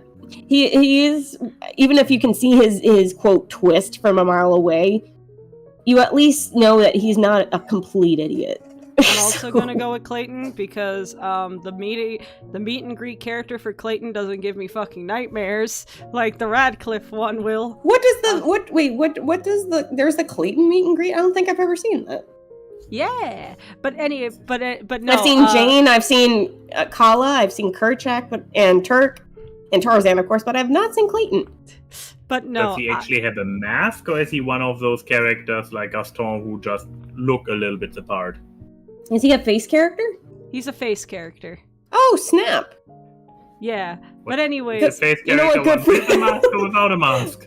I don't mean to say this about a villain that's fucked up, but good for him. Face character means they use their actual face. Ah, okay. So like the princesses, the fairies, Aladdin, the pretty people. Yeah, in more recent times, they've been trying to test it out more and more with more of the villains that can have the human face. Facilier is also a face character. Yeah, he's always been a face character, thank God. My favorite thing is that they give him gloves that makes his fingers longer. Yeah. But they always get like the best guy to play Facilier because he has to be equally, sinister but sassy. I'm like, that is it. That is it. I love Facilier. But no, Clayton's just better in every way. Because I have very strong opinions about the movie Pocahontas. Just ethically. Yeah. But also, Radcliffe is just such a doofy little man. Like, he's not... he's the best part about this movie. And that's not a good thing. Like, because you know what, see how I glitter. But like, I mean, he's voiced by David Ogdenstiles. Yes, yes, Cogsworth, and like so is his assistant Wiggins. Yes. They're both voiced by the same person, by the way. Good voice acting job, good singing work. The only other good thing about Pocahontas is the music, and I could say that he sings the songs well. The animation's pretty too. And the animation's everything that's not about the story. Everything but the story. Everything but the story. No, Clayton is in a better movie, first of all, and he's just better at his job, both in the actual movie of his job being a poacher until the very end and being a villain. Keep in mind, I'm gonna agree with that. He could have. I'm gonna agree. All he had to do was just not have Tarzan not find killing out. himself. Yeah, all he had to do was not kill himself, and that was just the world just said "fuck you" to him. So yeah, Clayton wins. So here's I'm gonna agree in the chat. Wiggins is based. Yes, Wiggins is based. Hey, nonny, hey, nonny. No. But now we're moving to the Madam tier of Madame Medusa. I totally remembered her name and not looking at the document. And Madam Mim. Isn't it Rescue Lady? Yes, from the first Rescuers. No. What from the list? Or whatever. What did I call her? Rescuer Lady? Yes, you called her Rescuer Lady. When Max didn't know a character's name, it was always Blank Lady, like movie name Lady guy. Or movie name Dude. No, you called him Dude, right. It was Dude, not Guy. I apologize for the stream so far where I referred to them as guys. I obviously meant dudes. Obviously. You need to make a full apology video right now. I do need to make an apology video. Make an apology in the notes app, just like, you made a terrible lapse in judgment. Yeah, by calling dudes Guy. Yes, how dare. But yes, we have Madame Medusa from the original Rescuers and Madame Mim. I'm gonna go first this time. I haven't gone first in a hot minute. I don't remember much about either. Hey, that's usually my approach. You can't do this. Oh, I'm the flip. I know more about one than the other, so that does also affect my judgment. I guess if I'm taking Max's position here. Oh, yeah, that makes sense. Yeah, that is I appropriate. gotta just Okay, I go over here. No, I'm. Oh, you're looking directly at me. Hi. Finally, my mouth is back. I can breathe again. And now I have to go down here. Hello. Yeah, you better. You better. Hi. Oh, but here's a weird thing, because my default look is to the side, so the moment I shut up, I'm basically like, where's the next exit? But yes, here's the thing. I don't remember much about either. I have not watched Rescuers in a long time. Most recent way that I watched Rescuers was for a video that I edited for Eddie. And that was less looking at the Rescuers footage and more looking at old Playboys. And If then, you know, you know. If you know, you I know. And Madam Mim, you know, I think the last time I watched Sword in the Stone, I was maybe 20. So at least 6 years ago. I remember one more than the other. Cause here's the thing. Rescuers, I remember Rescuers. Don't remember her. And that's not a good thing when you're the villain of the movie who kidnapped the main kid or adopted the main kid. Yeah. Again, Rescuers Down Under is the better one of the two Rescuers movies, but, you know, maybe that's just me. No, I agree. But, yes, so, the Madam Mim is one of the most memorable parts of Sword in the Stone, and she's not even in the movie the entire time. Mm-mm. Which I think is like the Tamatoa defense. She's like fantastic. And she's only there for a short time, but for a good time. Mm-hmm. So, we should put Tamatoa against her. Alright, let me go over there now. But you already had it round. But yes, I'm gonna vote for Madam Mim because you know what? I at least remembered her name without looking at the document. All right. Who? Everything is topsy-turvy, upside down. So who wants to go next? I wanna go in and make one for the other one. Okay. The rescuer Madam lady. Medusa. Exactly. So I'm not gonna try to counter your memorability defense. Memorability. Because, you actually got the word right. Yeah, because I would agree with you that, at the end of the day, Mim left a bigger impression. However, in the context of the movie, Mim is she's there, she gives a big spectacle, but I dare to say she doesn't even... Tamatoa is an important milestone in the story. Madam Mim, I'm not entirely sure if she's really that important of a part for the entire... Because at the end of the day, Sword in the Stone is all about Arthur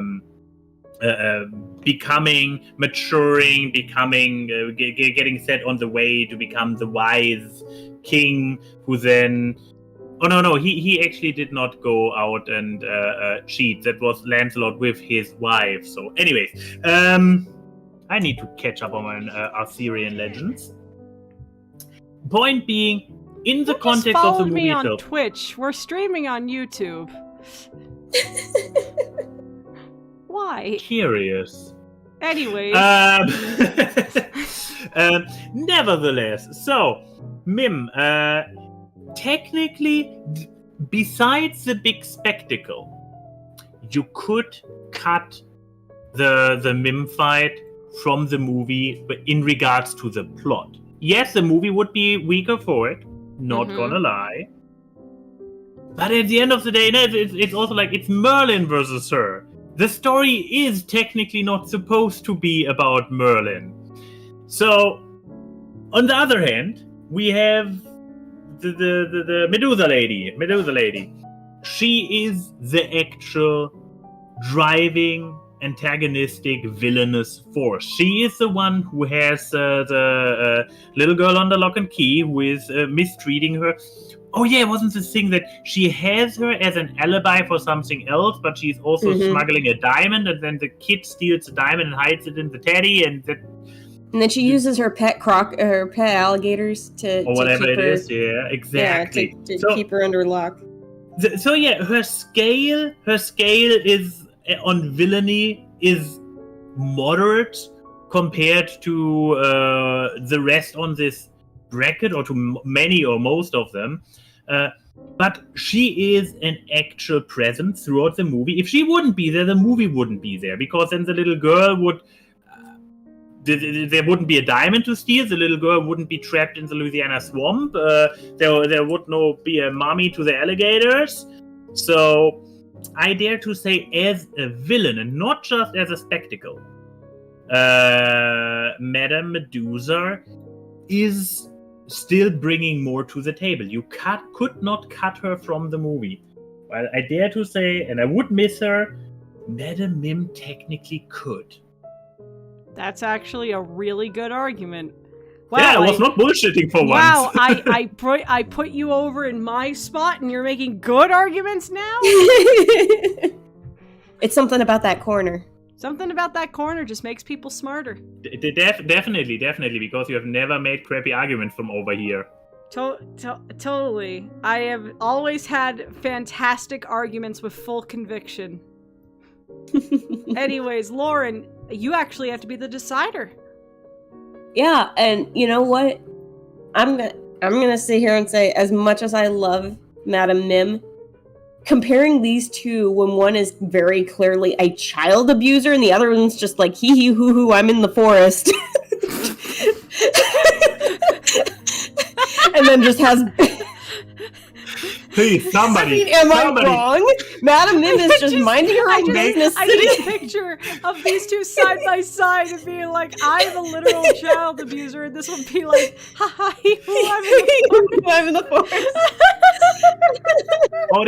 Audience, I know we are not too many people here, but if everybody posts like 100 tweets with the hashtag hee hee hoo hoo, I'm here in the forest, we can make it trending. I believe in us, guys. And I know I'm not wrong, because that's how it is. I love Madame Mim. She is so freaking fun. But she is not the... And yeah, you can have a villain not be like... like they can pull a Tamatoa and be an enjoyable part. But comparing these two especially, Medusa, as much as I really don't... I'm like, not to say I don't care for The Rescuers, the first one. It's not my rewatch, but I do know part of it is because... Well, it's also part of it is because her as a villain makes it... Again, she's a more realistic villain, even if she is a little over the top. She is still more realistic in terms of she is a child abuser. She uses a child for her own nefarious means and doesn't give a crap about her. So it's like... And she keeps her hostage in a swamp with pet alligators keeping her trapped in a dilapidated hideout in the middle of the swamp. Like, what the frick?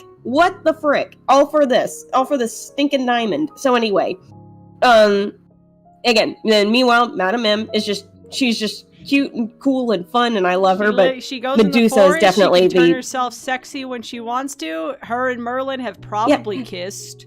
And also, you never know what happened in the Bermuda Triangle. But anyway, but also, the funny thing is that right in her tier, and then having her, Maleficent right under there, 2 dragon girls. But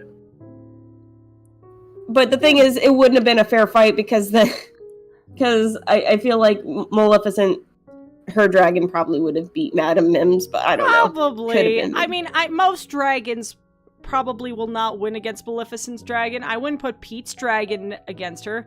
I wouldn't put Figment against her. Like... Can you imagine Figment defeating Maleficent? Let's use the power of imagination! Oh my god, my skin! I mean, that's technically how Mickey defeats her in Fantasmic. For people who don't know who Figment is. I have no clue. Oh, don't worry. This is purely a good telltale sign if someone's a Disney adult. Because Figment is a character from a Disney World ride. And he specifically is so... Epcot. Yes, and he is so popular that Disney has made so much merchandise of this character from a ride that I'm pretty sure isn't in other parks. I think it's just at Epcot, because there's no Figment thing in Disneyland, and I don't think they're in the international ones either. No, Because- but they do. But there is an international audience for Figment purely because, again, Disney adults are literally everywhere. I've seen Because it's fan this art little purple dragon Figment. boy. from like Japan. Like he is course. popular. I mean, apparently there's also a really popular Disney park thing from Florida with this little, like, Yes, he orange is the purple bird. dragon in the chat. Yes, he is the purple dragon you see with the little golden eyes and the little orange horns. Yeah, that's him. Yeah, that's him. But yeah, so if you ever want to see if the person you're meeting is a Disney adult, ask about Figment. If they say who, they're a normal person. You take this back. No. Dare you. But yes, on to our next. This one's gonna be interesting. Mhm. We got the perfect the fabulous perfect people. We got Maleficent and Gaston, because no one can fight a bracket like Gaston.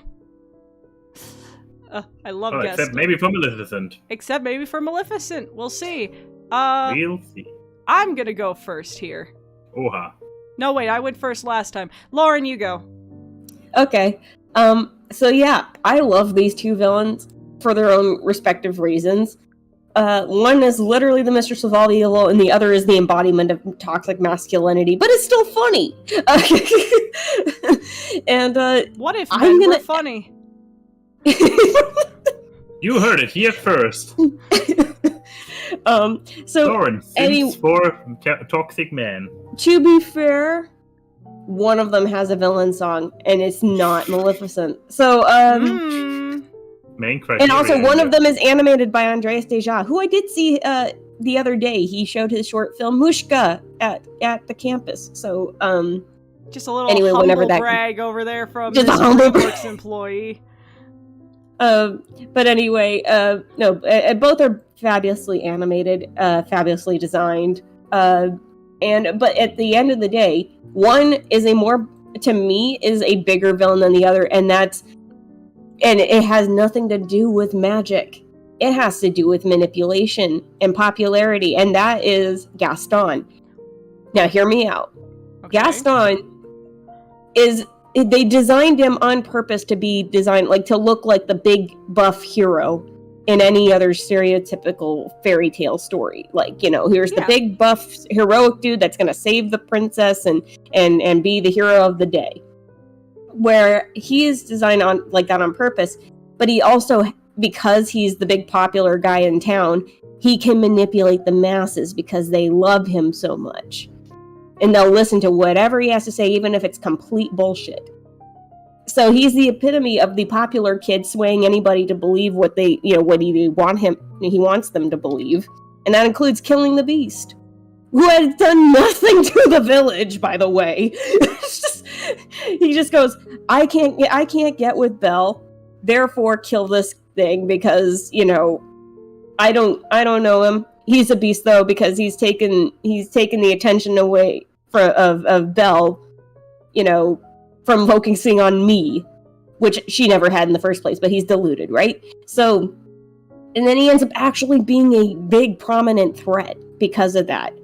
Because, if you say anything against him, people will talk, people will lash out at you. So, meanwhile, Maleficent acts on her own accord. She has her little minions and stuff, right? But she kind of acts on her own, and she doesn't manipulate the masses. She just acts on her own. She doesn't need to convince an entire kingdom to follow her or anything. She just takes it over. But the thing is, has a castle. Yeah, but the thing is, she's also magical, so she kind of... No, she has that ability. I'm just saying, she doesn't need to have a kingdom to have a castle. She just kind of She's already poofs got it a up. castle. Meanwhile, Gaston is basically the citizen's prince. Yep. Again, and so it's so in terms of a villain that actually, basically a villain that almost succeeds in the end, and is, I think, a more realistic, I know we're not trying to go off of more realistic, but a very believable threat, especially one that we deal with in society today. I'm gonna go with Gaston. very good arguments. Also, really love that the chat is just having a debate on how many eggs he ate. Guys, it's literally in the song. And now he's roughly the size of a barge. The size of a Homework, barge! people. Also, no, we're not counting who gets to be a boss in Kingdom Hearts in this. I'm not putting... You know, you could fight Buzz Lightyear as a villain in Kingdom Hearts. It's That true. doesn't mean that I have him on the list. Like... But yeah, and also like to point out the Church of the Rock production of Beauty and the Beast for their Easter show this year had their version of Gaston singing "Butter" by BTS. Oh, cool. Gaston's a K-pop fan? Automatically putting you there. He's a true villain. But anyways, so, Max, Oh, Maleficent versus Gaston. I mean, we know you love Beauty and the Beast. Just your favorite film. I can appreciate it for what it is. It's not its fault that it literally put me to sleep. I mean, hey, at least you probably saw a lot of Gaston parts before you fell asleep. True, and I watched the movie. We had it on VHS. I watched it a bazillion times as a child. So you know what? I take circumstances in my favor, and to keep it interesting, I go for Maleficent. Not because I don't. Oh no. Not because I don't consider Gaston worthy for it, but it's like we are comparing two very, very different villains. It's like two opposite ends of the spectrum of villainy. We have the just pure evil villain in Maleficent, who looks the part, who is mostly existent by presence and appearance and coming out on her balcony, having her raven turning into a green fire. What do dragons do with fires? Fire-breathing dragon. Breathing, right. Lit a green fire-breathing giant black dragon versus Gaston, who is absolutely without a doubt a villain, but he is more he's your friendly neighborhood villain compared to Maleficent's Iron Man. The Magnificent Maleficent. Well, I mean, she's supposed to be malevolent and magnificent. That's why her name is Maleficent. Yeah, you see, it's all right there. So, and yeah, to keep the battle interesting, I wanna go with Maleficent because she is pure evil, iconic. It's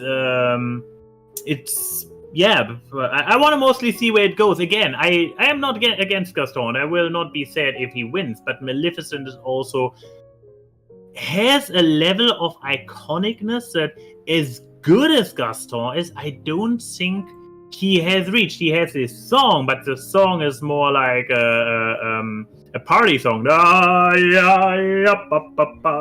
This is not villain energy. That is like bro energy.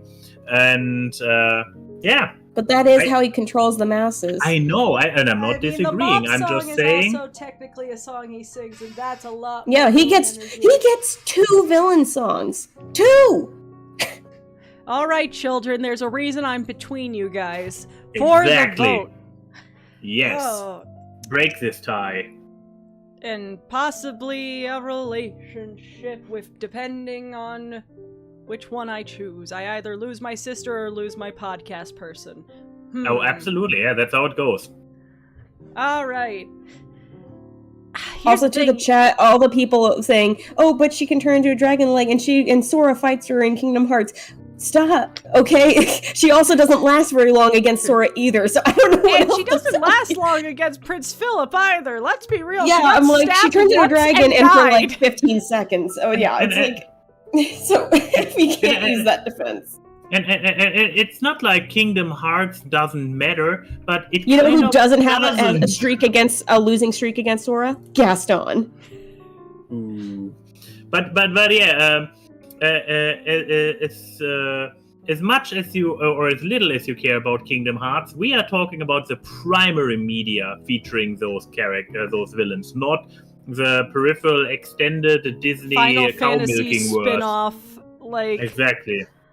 God, we should do a Three Idiots where it's just me and Lauren explaining Kingdom Hearts lore to Max. There's no other thing to the. It's so stupid. It's so dumb. Why do people like these games? As someone who likes them, I don't know why. Yeah, as somebody who likes Kingdom Hearts, can you explain Kingdom Hearts? No. Disney? Final Fantasy Disney. Anime. But yes. Oh, enough said. So, both of you raised great points. However, in the point of Gaston, I think there is something very terrifying of a villain who plays up a lot of heroic tropes and then subverts it by being the villain. I do think that is quite a scary thing. I mean, and here's the thing, we knew Gaston wasn't a twist villain at all. Like, he is Hans if Hans was upfront about being a shitty person. Right. And I think the amount of power that Gaston just effortlessly has, because you know, I'm gonna make a point to people, everyone being like, but she can turn into a dragon and she has the powers of hell. Yeah, she has to use the literal powers of hell and becoming a dragon to intimidate people and get people to do what she wants. Now imagine Gaston with this ability. Gaston doesn't need to do anything. Gaston just needs to sit. Gaston literally just has to sit there and look pretty. And he uses antlers in all of his decorating. Exactly. And like, no one in that town found it weird that Belle hasn't said yes to marry him yet, and they all went to the wedding. Yep. He literally said out loud, I just have to go ask her to marry me. And everyone's like, oh yeah, you'll do it, Gaston.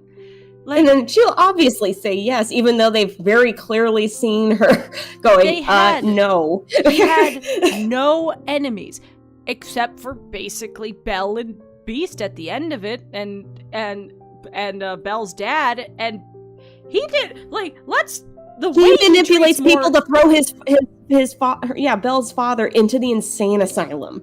Yeah, that's terrifying. He is just outright abusive, to that, and he barges into her home, the safest place for her to be in town, and try and get her to marry him. I think the scariest concept is too that unless we imply that Belle told, the town about how terrible Gaston actually is after Beast turned into Adam, he probably doesn't have a bad legacy either, even after dying.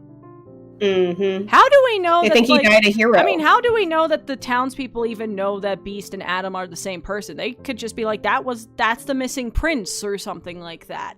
Right. That's the scary thing. He doesn't have infamy. He has infamy in the sense of what we know as audience members watching the movie, but in his own universe, no. He's just the hero who heroically died trying to get the girl. It's like the coachman in Pinocchio getting away with his crimes. Yeah. It's implied that he was never stopped. He'll continue kidnapping children and turning them into donkeys to turn them into slave labor. Gaston, as far as anyone can tell, he dies a hero because nobody sees what he does when he goes after the beasts and stuff like that. What about Maleficent putting a curse on a baby?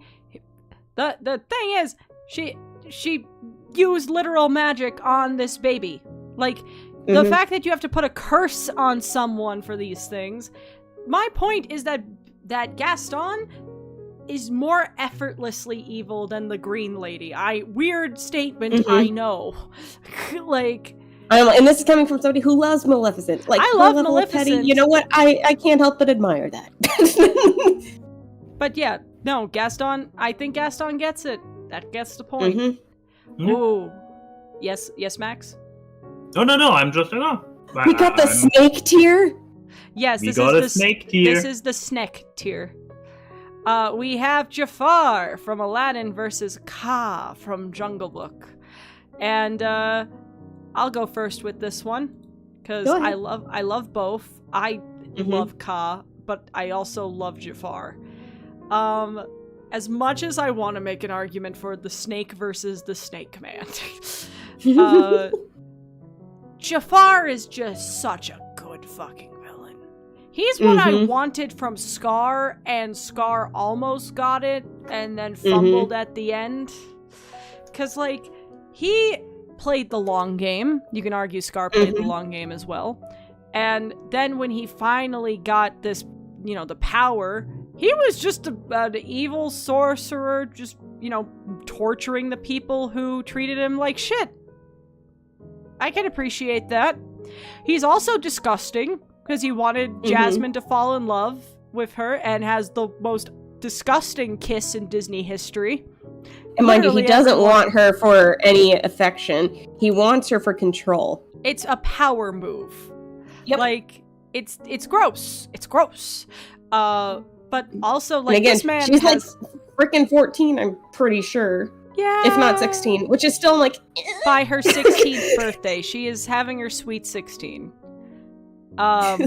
Which is why I want to believe that the Aladdin TV show up to King of Thieves is like a 2-year time span, so she at least got married when she was an adult. Because they were just engaged that whole time in this show. That's true. They waited, and that's fine. They waited. Good kids. Wait, But- if your point that Aladdin is a groomer? No, I don't think Aladdin's a No, groomer. like he was a kid too. They both they had like a 2 or 3 year age difference. That's not grooming. No. That's Romeo and Juliet laws at worst. Yeah. But no. So like, point being, Jafar's gross, but also this man has a fucking body count. He watched that one person who got him the scarab just die, and had no he's just like, reaction. oh well. Like, he has a cool power set, he has a great design. He is the one villain who I can forgive having just a reprise as his villain song. Because his reprise is just Prince Ali reprised, and it's fantastic. Lord knows. And again, it's a good indicator of the flip of power, like who is in the control of the moment, because he usurps what was Aladdin's theme and takes it for himself. I mean, like, that's freaking, again, it's like thematically and just like stylistically a great power move. And so I'm just kind of like, I think that Jafar is just the stronger villain. He has the air of the royal vizier. He just has this. There's no moment where I would call Jafar pathetic. Even when he was stuck inside the lamp, I don't think he was a really pathetic person. And you could even bring the other movies into it. He knew how to scare Abyss Mall into doing what he wanted. And also, CT1, Twisted is not the real story of Aladdin. As much as that's not the real story. That's the Star Kid version. We're talking the Disney version. We're talking Star Kid version is a parody of the Disney stuff, so it doesn't even go off of the of the Disney canon as much as I want much. to believe that it's canon that the Sultan inverted his penis, I can't say that's canon. But yes, my vote's for Jafar. Which one wants to go next and make an argument I'll for go. Ka? I can go next. I can go next. So Ka, as much as he can do bad things, he's not the primary villain, and he's just a snake. He's a snake doing snake things. He is hungry. He wants to eat. He just happens to have hypnosis to help him get his food. I'm sorry. Do you think hypnosis is just a snake thing? That's his snake thing. Does he try to do anything more than eat things with it? No. He doesn't try to take over the jungle with it. He just sits there. He could have, but he's just like, it's almost like having Reuben in Lilo and Stitch. He has capabilities to like take over the jungle. It's like, or as in Ruben does, he has the abilities of same abilities as 626, but he doesn't use them. He just makes sandwiches. He just focuses on eating. He stays in his lane, and you know what? Props to him for that. But with Ka, I'm like, again, he's just like, he has the capabilities, but he stays in his lane pretty much. He doesn't do anyone's bidding. If anything, he's against Shere Khan. He's just intimidated by him. He would rather not, press his buttons, but he's just a hungry guy. Meanwhile, Jafar is literally like, I'm going to take over the entire kingdom, and I will steal a genie lamp to do so. And I will make myself the embodiment of the ultimate cosmic power, which I know ends up being his undoing. But he has these big aspirations, and he plays the long game to get what he wants, and he's completely maniacal in doing so. But he knows how to play it cool up until he has the power he's been desiring.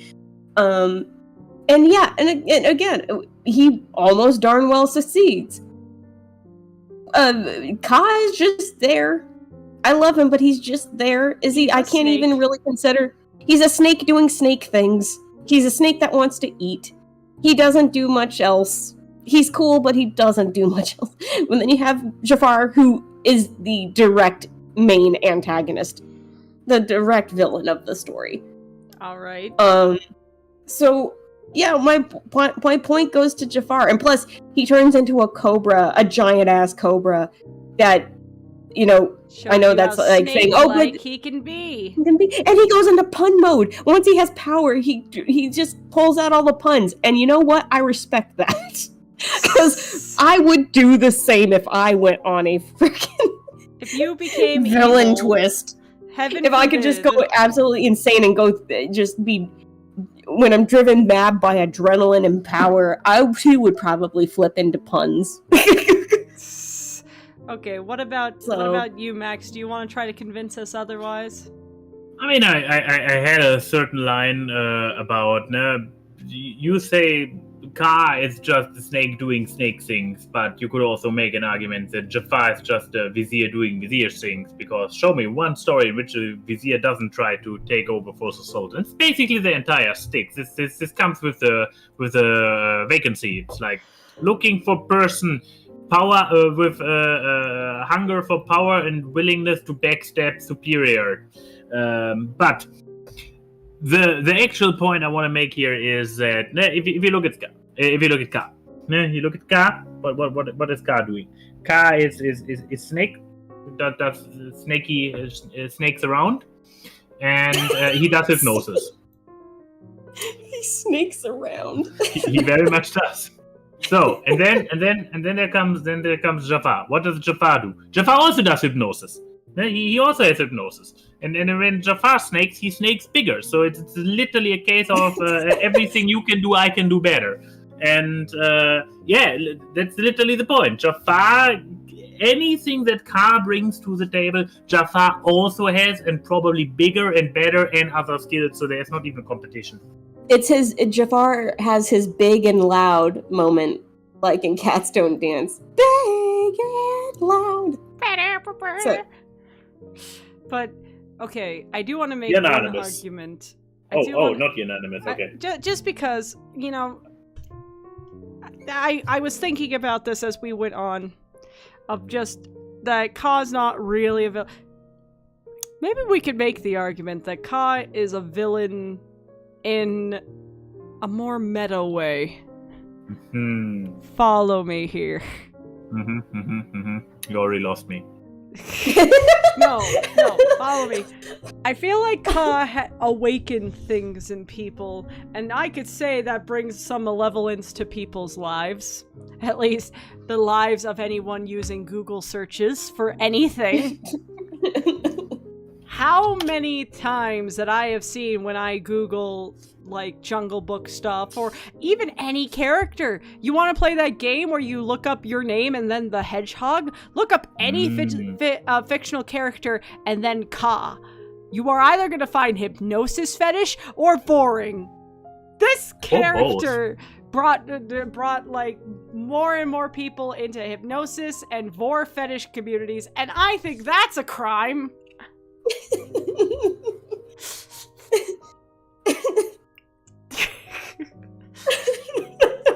Okay, but he didn't do it on purpose. That doesn't matter. Hey there. Hi, Rocket. What's your opinion on this? Going by, he's walking and dragging his butt over the floor. He just pooped. Thank you for your input, Rocket. What is this discussion? In the sense that that internet is a villain. Stop saying hashtag timeout, Chrissy. Like, I'm sorry that I'm saying the truth. Also, I'm in the Max section, so I have to say out-of-pocket things. That's just it's just who I am now.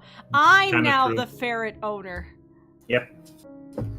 Hi, poop stains Rocket. on the How are you floor. doing? I'm gonna pick you up and derail the whole conversation because you're just a handsome little guy. I mean, I would love to turn on my camera and show him, but it's very hot here, so I'm very scantily dressed. We're already pushing our luck with the monetization. Just take a picture of Rocket then. I was about to say, just take a picture of. Excuse me, I just said I'm scantily dressed. Ow, Rocket. Anyways, speaking of animals, here's the poachers. Hey. Or animal abusers. You could put either one. Technically, Clayton would also follow into this Yes, if but they we had a weren't three-way, gonna do a three-way thing of bracket. animal abusers, Lauren. We already had the colonizer thing together. Yes, but Clayton is a popular guy. He has a lot of friends to battle, in brackets. yes. So we have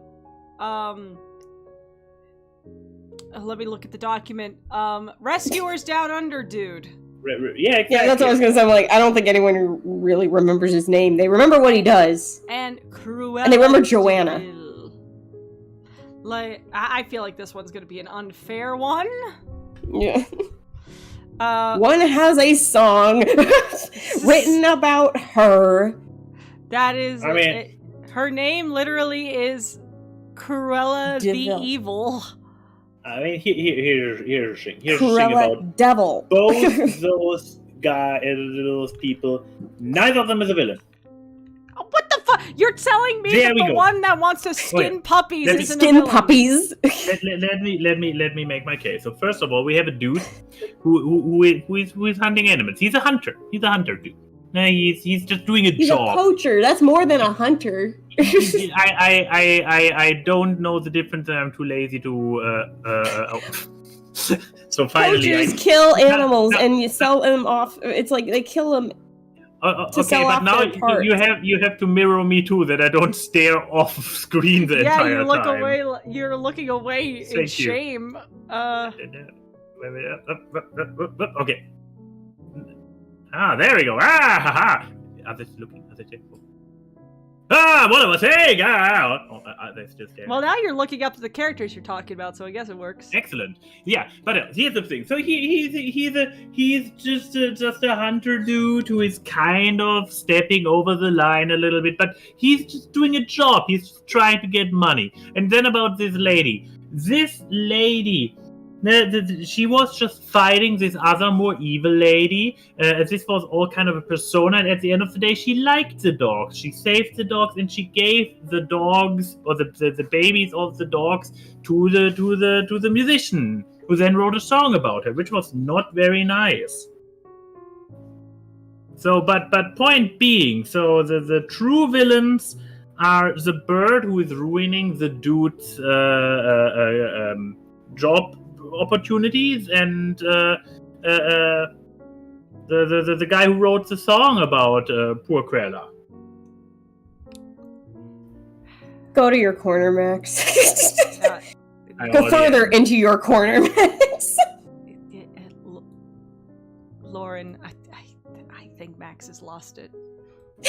I have to whisper this to you, so I have to go over here. What are we? No, gonna do I about him? concur. I concur. I'm like, Do you think got that- Eddie will be available on Saturdays? Maybe we can get him as the third idiot. He has an accent. I guess we have to work with him. He's already in the title, so. Anyway, Am so I? you're I'm gonna say Cruella is the bad person. One kidnaps literally somebody else's dogs to make a coat. Yeah, because at least The other one goes out into the No. wild and does what poachers try to do, which is take a wild animal out of their environment or kill them in their environment. But then you got one who's kidnapping baby animals from somebody. The dogs did not are pay for already them. The dogs are already adult, and she gave the puppies to other people. Are you literally trying to go off of the stinking live-action Cruella movie? What are you guys talking about? Not that one! Why is everybody staring at me close up, except for Key, who is just staring in the other direction? Wait, hold on. I can't believe I have to refer back to Star Kid again, but all the other villains looked at Cruella like, what the hell, when they had the number in Twisted. Why would you do that? Look, Prince John is even judging you. And he's a messed up little dude It's a good himself. day! That's still looking okay. Ah! Get out of there! Get out of there! Little boy, you stop getting up there! I Now can't he's stare. staring at you. I have to constantly keep talking to look at him and being all like judgmental about this little guy Well, in my it's hair. like if Hey you there, don't- little guy, if you- what are you doing if- up there? I cannot if stop you're- talking, otherwise I would look away from him like this. And yeah, then you get two girls staring at you judgmentally. So I look back up to the little kitty boy. Hey there, little kitty boy up there in my hair. This is totally not derailing the entire thing here. Yeehaw! Don't judge me on derailment. You were the one who tried to make an argument. Did I though? Yes. Did I? Yes! You know what? Because your argument derailed the whole thing that I had to go and mess with my stream layout. This is your fault. This is I'm so- gaslighting, by the way. I'm so happy that you actually even consider it an argument and therefore make it valid.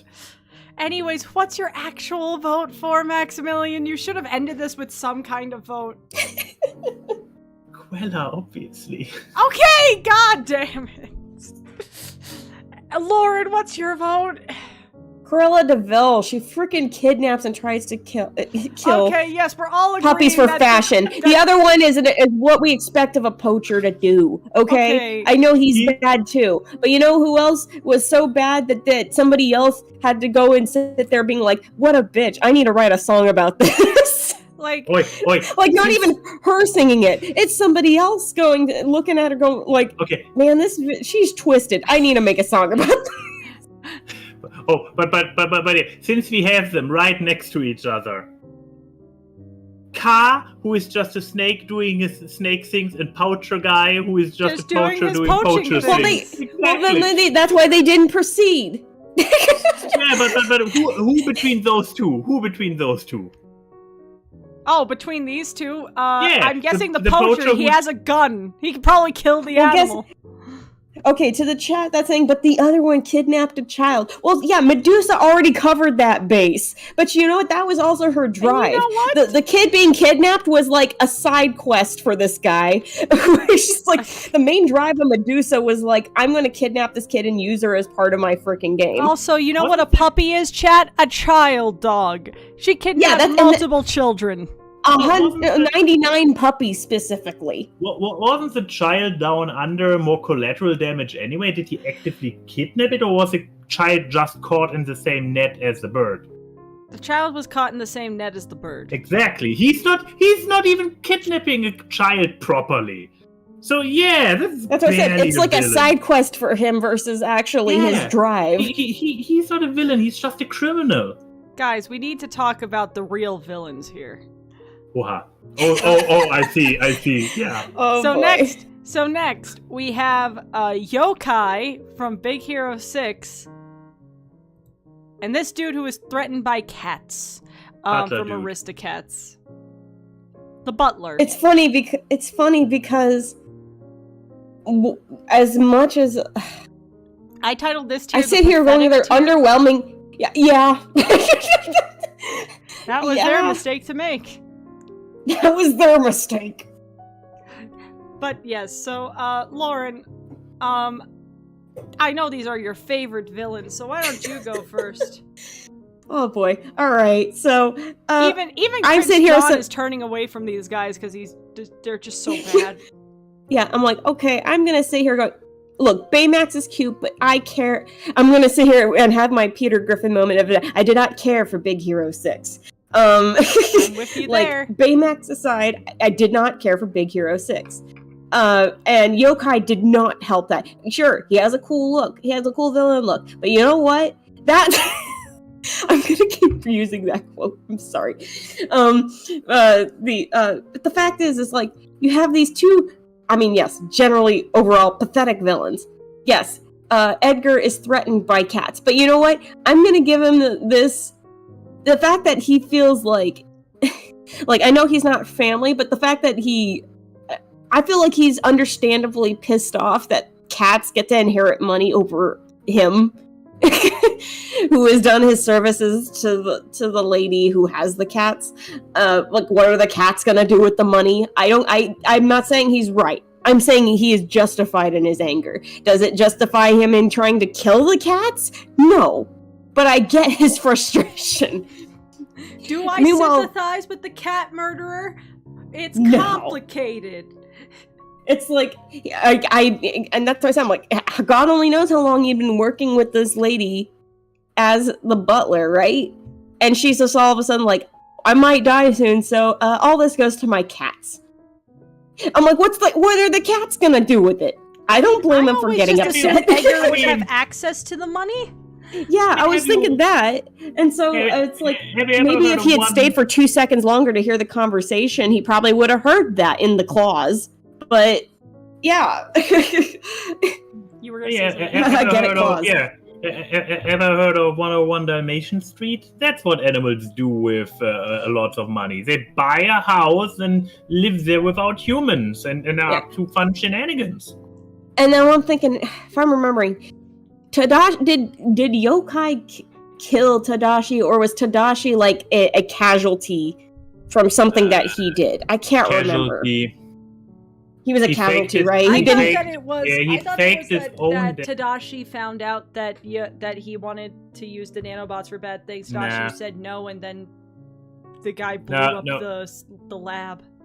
No, I knew he took his work. That's what I knew, but I'm like, I didn't know if he was if Tadashi was. That's why I said that was his mistake. That's why I wasn't sure if it was like.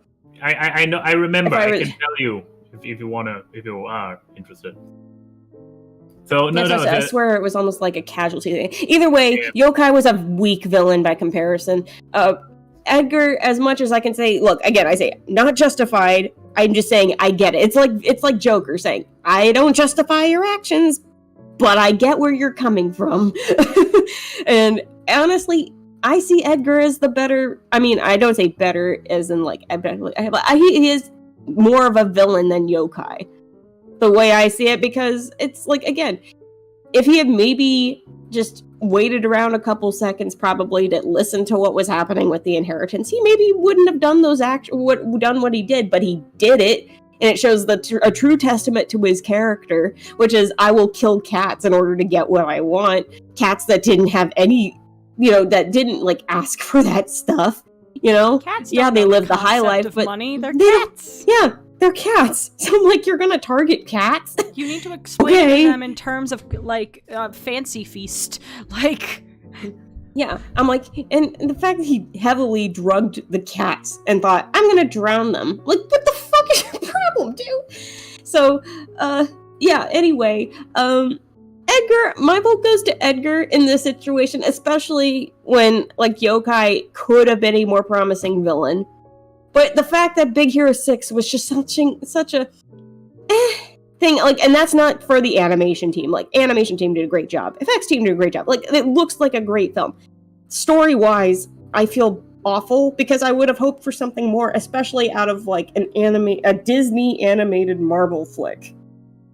And Yokai was just a so. Yeah, Max, do you mind if I go next? Sure. Okay, so I'm gonna set my vote to Edgar. I guess I should have gone next. The man literally tried to drown cats. I'm sorry, if you hurt an animal, you're automatically gonna be worse, in my opinion. Like, how bad do you have to be that you have to attack something that is objectively weaker than you? And is innocent in the entire situation. Exactly. Here's the thing with Mr. Cultural Appropriator up here. So, like, what is, him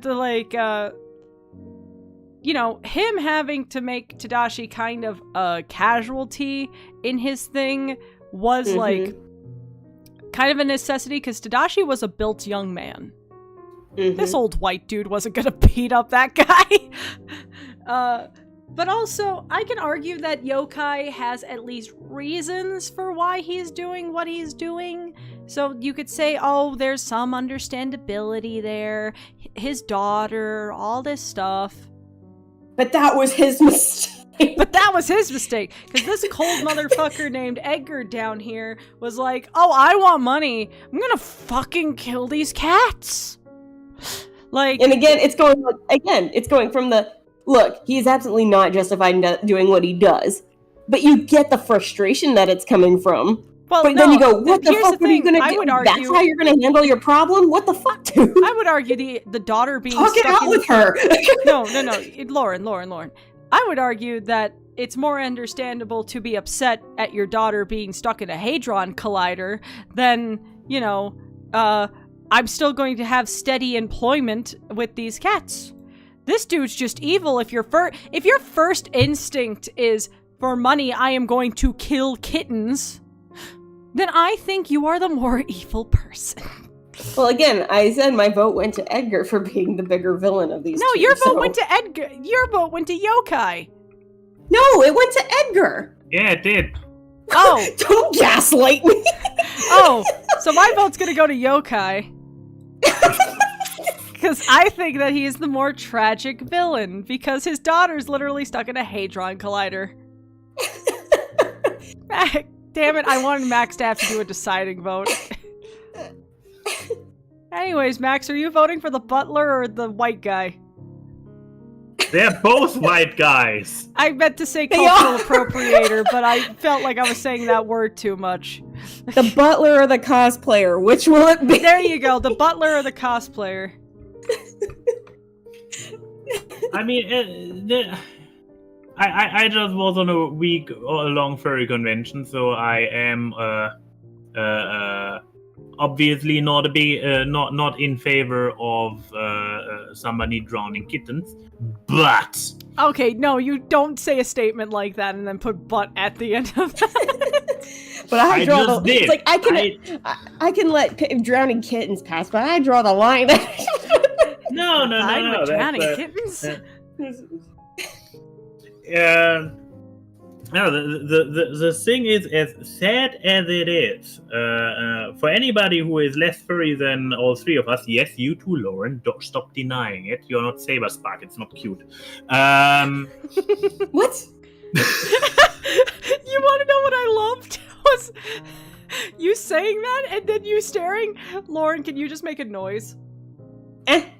With how Lauren's eyebrow is, that what was perfectly punctuated. Just, what? What? Anyways, yes, continue. Yeah, no, but yeah, as much as I disagree with killing unnecessarily killing of animals, especially in such a cruel manner, it is a thing that sadly many humans are okay with, to say the least. I mean, that was a literal gag in Tom and Jerry a lot, wasn't it? Because I remember distinctly there's like a short where Tom goes up to heaven and you see a bunch of cats getting in, and one of them was a bag full of kittens, and they were wet, and even kittens. even the gatekeeper was like, "What's wrong? What's wrong with people?" Like it's like that, and that was a thing made in like the fucking 30s or 40s. Yeah, but that's the thing. It's it's a shitty thing to do, it's a cruel thing to do and everything, but sadly as it is, it's kind of normalized. And except for the fact that all the animals in Aristocrats are sentient. Is it sentient? Yes. Of higher intellect? Sentient, yeah. Yeah, sentient. So animals in reality are not sentient. Yeah, because there's I think. Well, I mean, in the Disney case, they are sentient. Well, no, Exactly, that's the point, It's the but- matter of they can have complex human conversation No, with I each get other, or understandably so. Yeah. I'm just saying But- they're but teaching that's the what I'm cats saying, the piano, so like. Exactly. So in this movie, it's a weird paradox of them clearly being sentient, clearly liking music a lot, or whatever the English line is, wearing clothes and everything. Mhm. But from the humans in this world, still interact with it sapient. Oh, I think it's more sapient. Well, yeah, in this because case. you're acting more like a sapien, I suppose. Yeah, but I'm talking about like, is it a higher form or not? Definition. Don't let me get in the. Don't let me bring back the old debate from 10 years ago if it's okay to be attracted to ponies or not. Okay, in the MLP sense of sentient, things. able to perceive or feel things. I would say that Capable even of real-life cats are. capable. Sentience is the ability to experience feelings and sensations. It is sometimes used interchangeably with sapience, self-awareness, or consciousness. And then sapience, it means transcendent wisdom, ultimate reality, big picture Then definition. Then I believe I'm talking about sapiens. There you go. So, yeah, okay, they are it's used obvious- interchangeably with sapiens, so Yeah, either way, but they're more self-aware than an actual cat, which does just knock over milk for funsies. exactly. So it's not just an instinct-driven animal. It's a higher intellect being. So they in this movie they are clearly, we know as a viewer that they are, Yes, they But have yet enough the wrinkles to do humans- important things. and yet the humans interact with them as they are normal normal animals without any higher intellect. like the- It's just Well, I mean, so is Garfield. 101 Dalmatians. Oh, absolutely, So- absolutely. Not disagreeing, confirming. But so now we have this dude. And I mean, okay, if you make this comparison, Cruella de Vil does it just out of vanity, and she does it on a scale of 100. Technically only 99 because the second two of the 101 Dalmatians are the parents that never get kidnapped. Mhm. Yeah, but he does it for a lot of money. People do a lot worse things for a lot of money, sadly. On the other hand, so it's finally getting away from this butler. Jesus. Are you to sure the your other vote's dude. not for the butler? Yes, because the other dude does the other dude, as weird as his motivation are. I mean, understandable as in like want to bring back daughter, but on the other hand, being also murderous. Because, oh no, I lost a person, therefore, I lost a person and understands the feeling of loss, therefore I keep killing more people. His writing isn't good. I will grant you that. His writing isn't good, but he has more of a villain presence. He's not just an asshole He's who is literally mean to Nano kids. Machine's son, so Yeah, exactly. First, he steals this super tech. He steals this super tech, uses it for theft, for eventually building up to murder, being scrupulous, going over. I don't know how many lives and whatnot he is risking in his single-minded pursuit. He checks a lot more of the of the boxes for what a villain is, what you think of for a villain. While the other dude is like a petty guy who is like an animal abuser. Still, I don't like that. I fuck animal abusers. But on the scale he is operating, one of them is a pathetic dude, while the other one is a raging lunatic with super weapons. So that's why my vote goes to. I cannot Max. believe this. This is literally the panning out of, I'm okay with drowning kittens, but I draw the line at using nanotech. You're okay with drowning? Like, you're okay with drowning kittens? That's what I'm I saying. literally said I'm not. So there is literally a bias of saying, okay, but murdering puppies is worse than drowning kittens. I'm like going, wait, they're both bad. Yes, they are both bad. But I'm talking about the presence of a villain. Cruella de Vil, at the end, when she comes over this roadside with her car being up in flames, her eyes being insanity incarnate, her hair being all whoever like, is in this next tier needs to kick Yokai's ass, because I am not letting this Well, let me tell you. She said the thing. We have been looking forward to this final tier. So this is a tier that me and Max agreed was going to be the best tier in the entire game.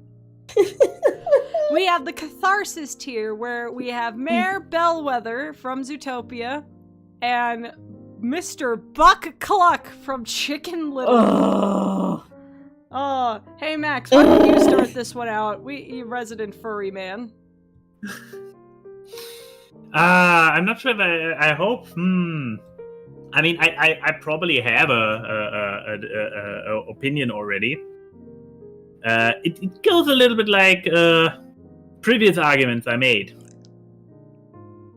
Are we going to have a Sten start out with, I think abusing your child is bad, but... I mean, I could use this particular phrasing, because... yeah, he sucks. I feel like this is going to go around the route of child abuse is bad, but systemic racism and political manipulation is worse. I mean... yes? I mean, yes?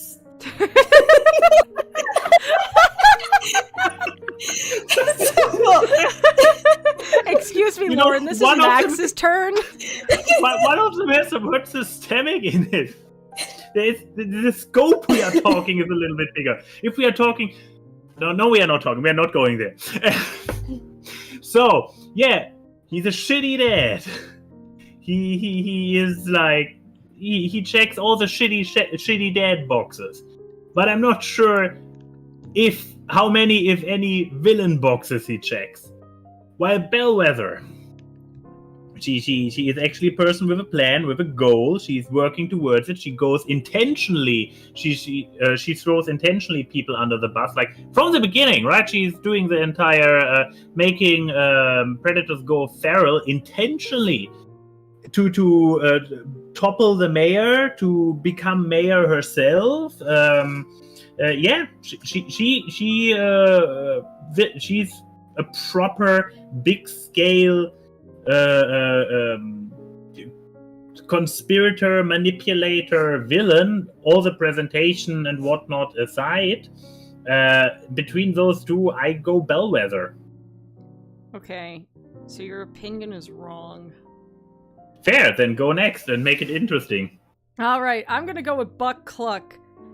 Cause listen, folks, you want to talk about systemic? We wouldn't have a fucking Chicken Little movie if it wasn't for Buck Cluck, cause this man sided with this terrible, terrible townspeople and neglected his son, and that is what starts the entire events of the movie. It is like, very true. If they just that whole town sucks. If they listened to Zach Braff, they probably would have known about an alien invasion a lot sooner.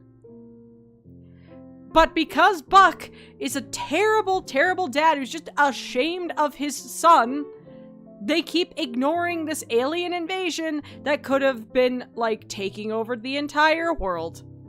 Like, I'm just saying, Buck is a... Also, like, I've rewatched Chicken Little recently. Because some clips have been going around, and I'm like, I forgot the context of these clips. I should have been better with them out of context. Because this movie sucks so bad. But, like, Buck is genuinely just the worst dad. His biggest advice to Little is just to like, not interact with anyone. And and him being like violently aware that he's being bullied and abused at school and just blames Chicken for it because he's not a good baseball player or some shit.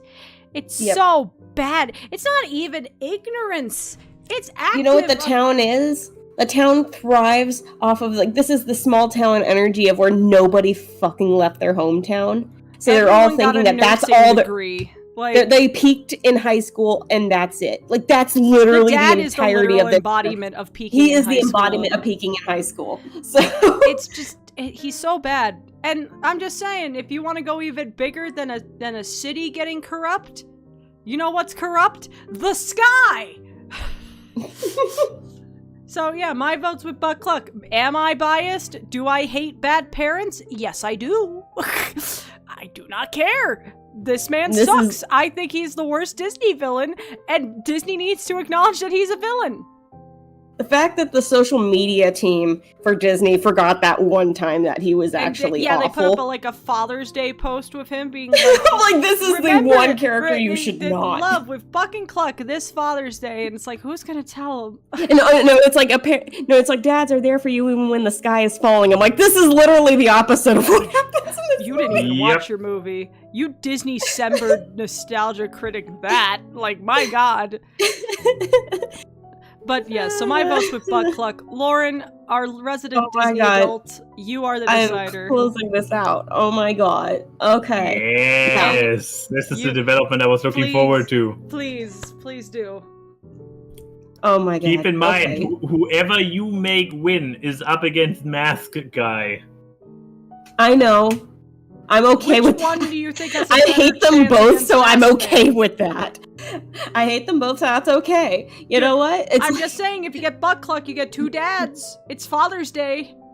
Happy Father's Day. Happy Father's Day.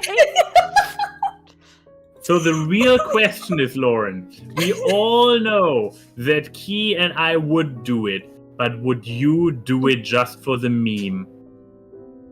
See, on the one hand, if you had Buck Cluck go forward and face off against Yokai, happy shitty Father's Day. On the other hand, if you had Bellwether proceed, oh my god, they're having a mid-off. Anyway.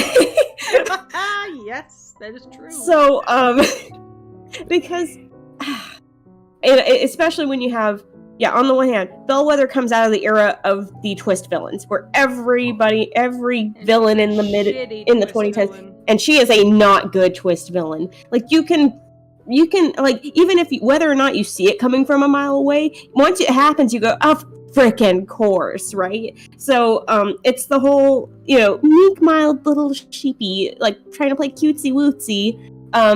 It's the Darla Dimple effect. Something playing cutesy wootsy. Committing I'm just a little guy. It's my birthday. I'm a little birthday girl. And literally like in the movie. Then you have Buck Cluck, the bane of our existence. Like, yes, and again, he's the example of love is conditional, where you can't even consider it love what he has. Because he barely ever expresses it to his son. Even in the conditional sense, it's like, I love you only because you won a baseball game. Like, did he ever say that he loved his son once in the movie? No, he just says, like, I'm sorry I was a shit father. And I'm like, I'm sorry I made you feel like that love was something you had to earn. And I'm going, I don't think you ever told him you loved him. You just apologized for not showing him love. And even then, so that's not saying I love you. Like, this is the type of person that when you say I love you to them, they're like, that's great. Yeah, it's like, so, blah. So I'm like, and especially, I think it's worse with Buck Cluck because, excuse me, going on a rant mode, is that he is depicted still as the town hero.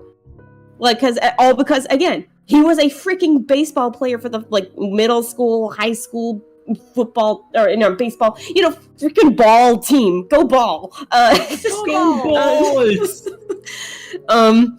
So again, it's like, it's such a toxic town that thrives in such a toxic way, and the only person with any sense of reason is Chicken Little, and he's just a kid. He's just a kid in a town that just a freaking little- hates him. He's just a little Zach Braff. And the Yeah, entire and the it's- entire town is the other doctor from Scrubs that hates him. No, the entire town is that janitor from Scrubs who hates him. I'm scared. No, don't you besmudge the good name of the janitor. He's got a loving family in the middle. He's got it. No, he's got a loving adopted son, Ponce de Leon, who died. But yes. But anyway, but yeah, with this case, I'm like, Bellwether is about as what you expect of somebody who's again involved in politics, and like was the movie at the time that she came in very timely in its release, like unexpectedly so, yes. But does that still make her a good villain? No. And especially in the era when we were like, another twist villain? Really? Like, and so, and even by my twist villain standards, it's just like, oh no, this is just another political asshole that is sowing discord amongst the community. Whereas Buck is celebrated, it's almost like the Gaston effect in a way, where the town celebrates this guy like he's a hero because of something that every guy is expected to do in that town, like being like, wow, way to go, fulfilling the bare minimum, being good at baseball.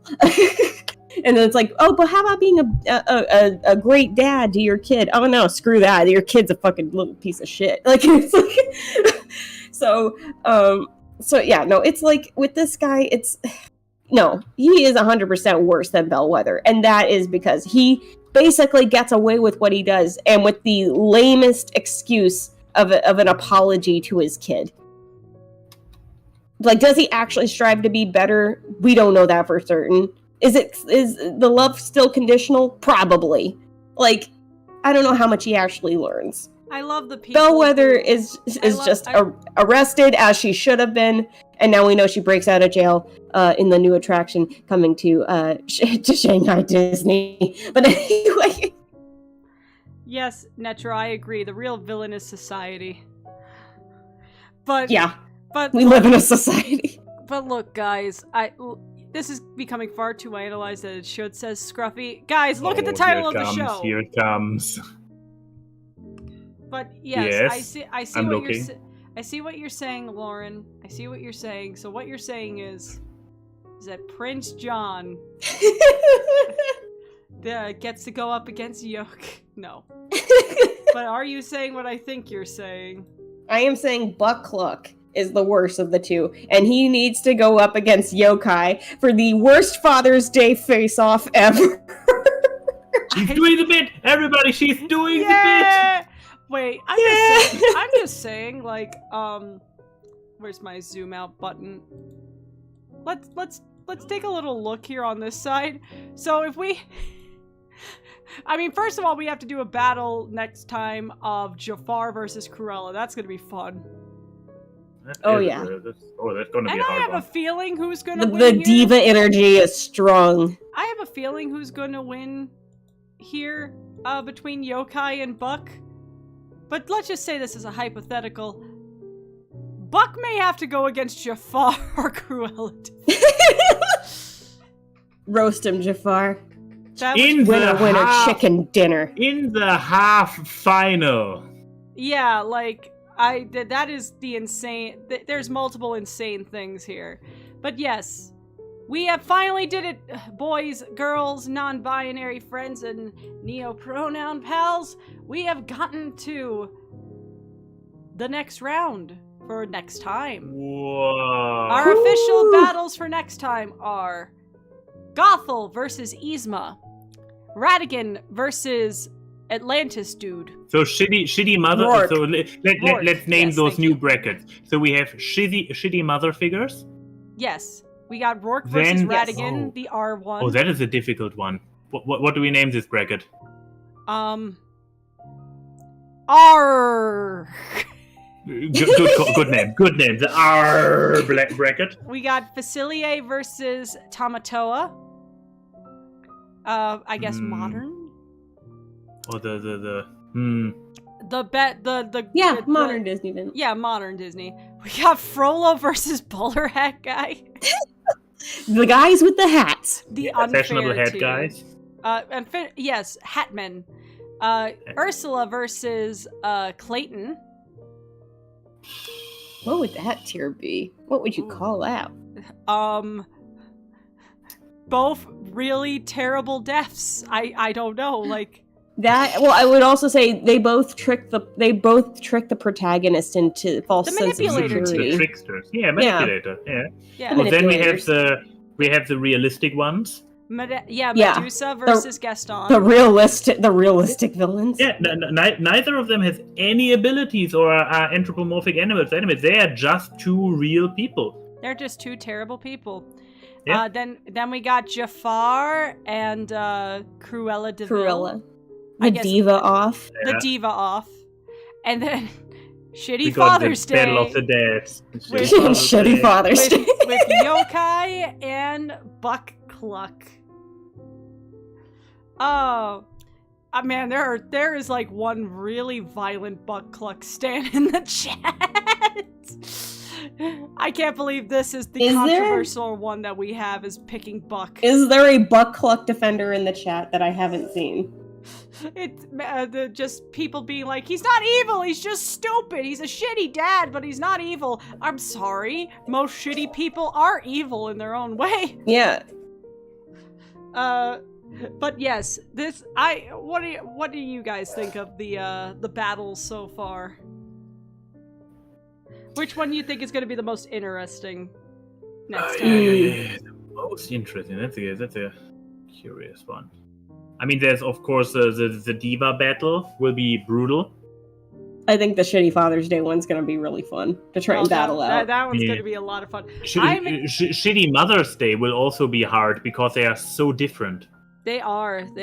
Wow. Yeah, we get Shitty Mother's Day and Shitty Father's Day are in opposite corners. We Beautiful. start. That's how we start, and that's how we end. That's incredible. I think Tamatoa versus Facilier is going to be fun. Yeah, I think so too. Radigan Actually, versus Rourke great will villains also with great be show interesting. tune numbers. That's basically what they are. They're great show Oh, tune villains. The theater. Yeah. Then the Red Battle of History. Yes, just the R battle.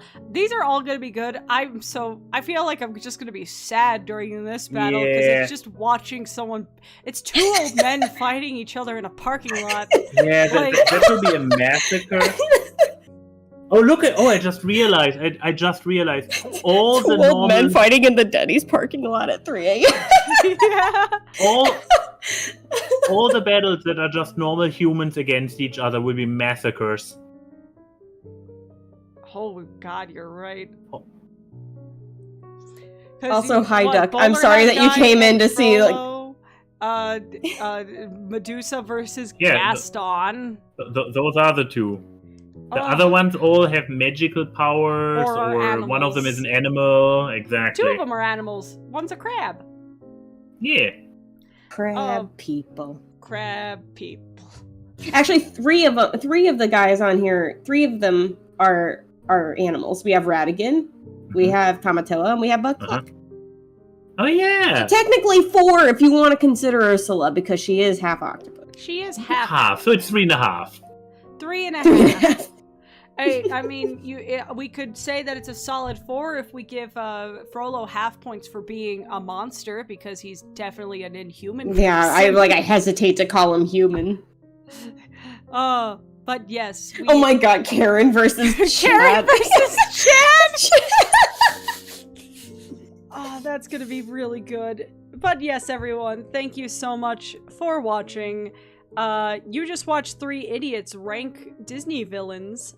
Round 2, and now I'm so excited for the next round. Yeah, for 2 hours and 38 minutes. Prince John, do you have any final words? No. Just like He's surprisingly a lion of few words. yes, he's too busy sucking his thumb. Mommy. Mommy. Does have Rocket the have any dirty thumb. words to send us off on, Max?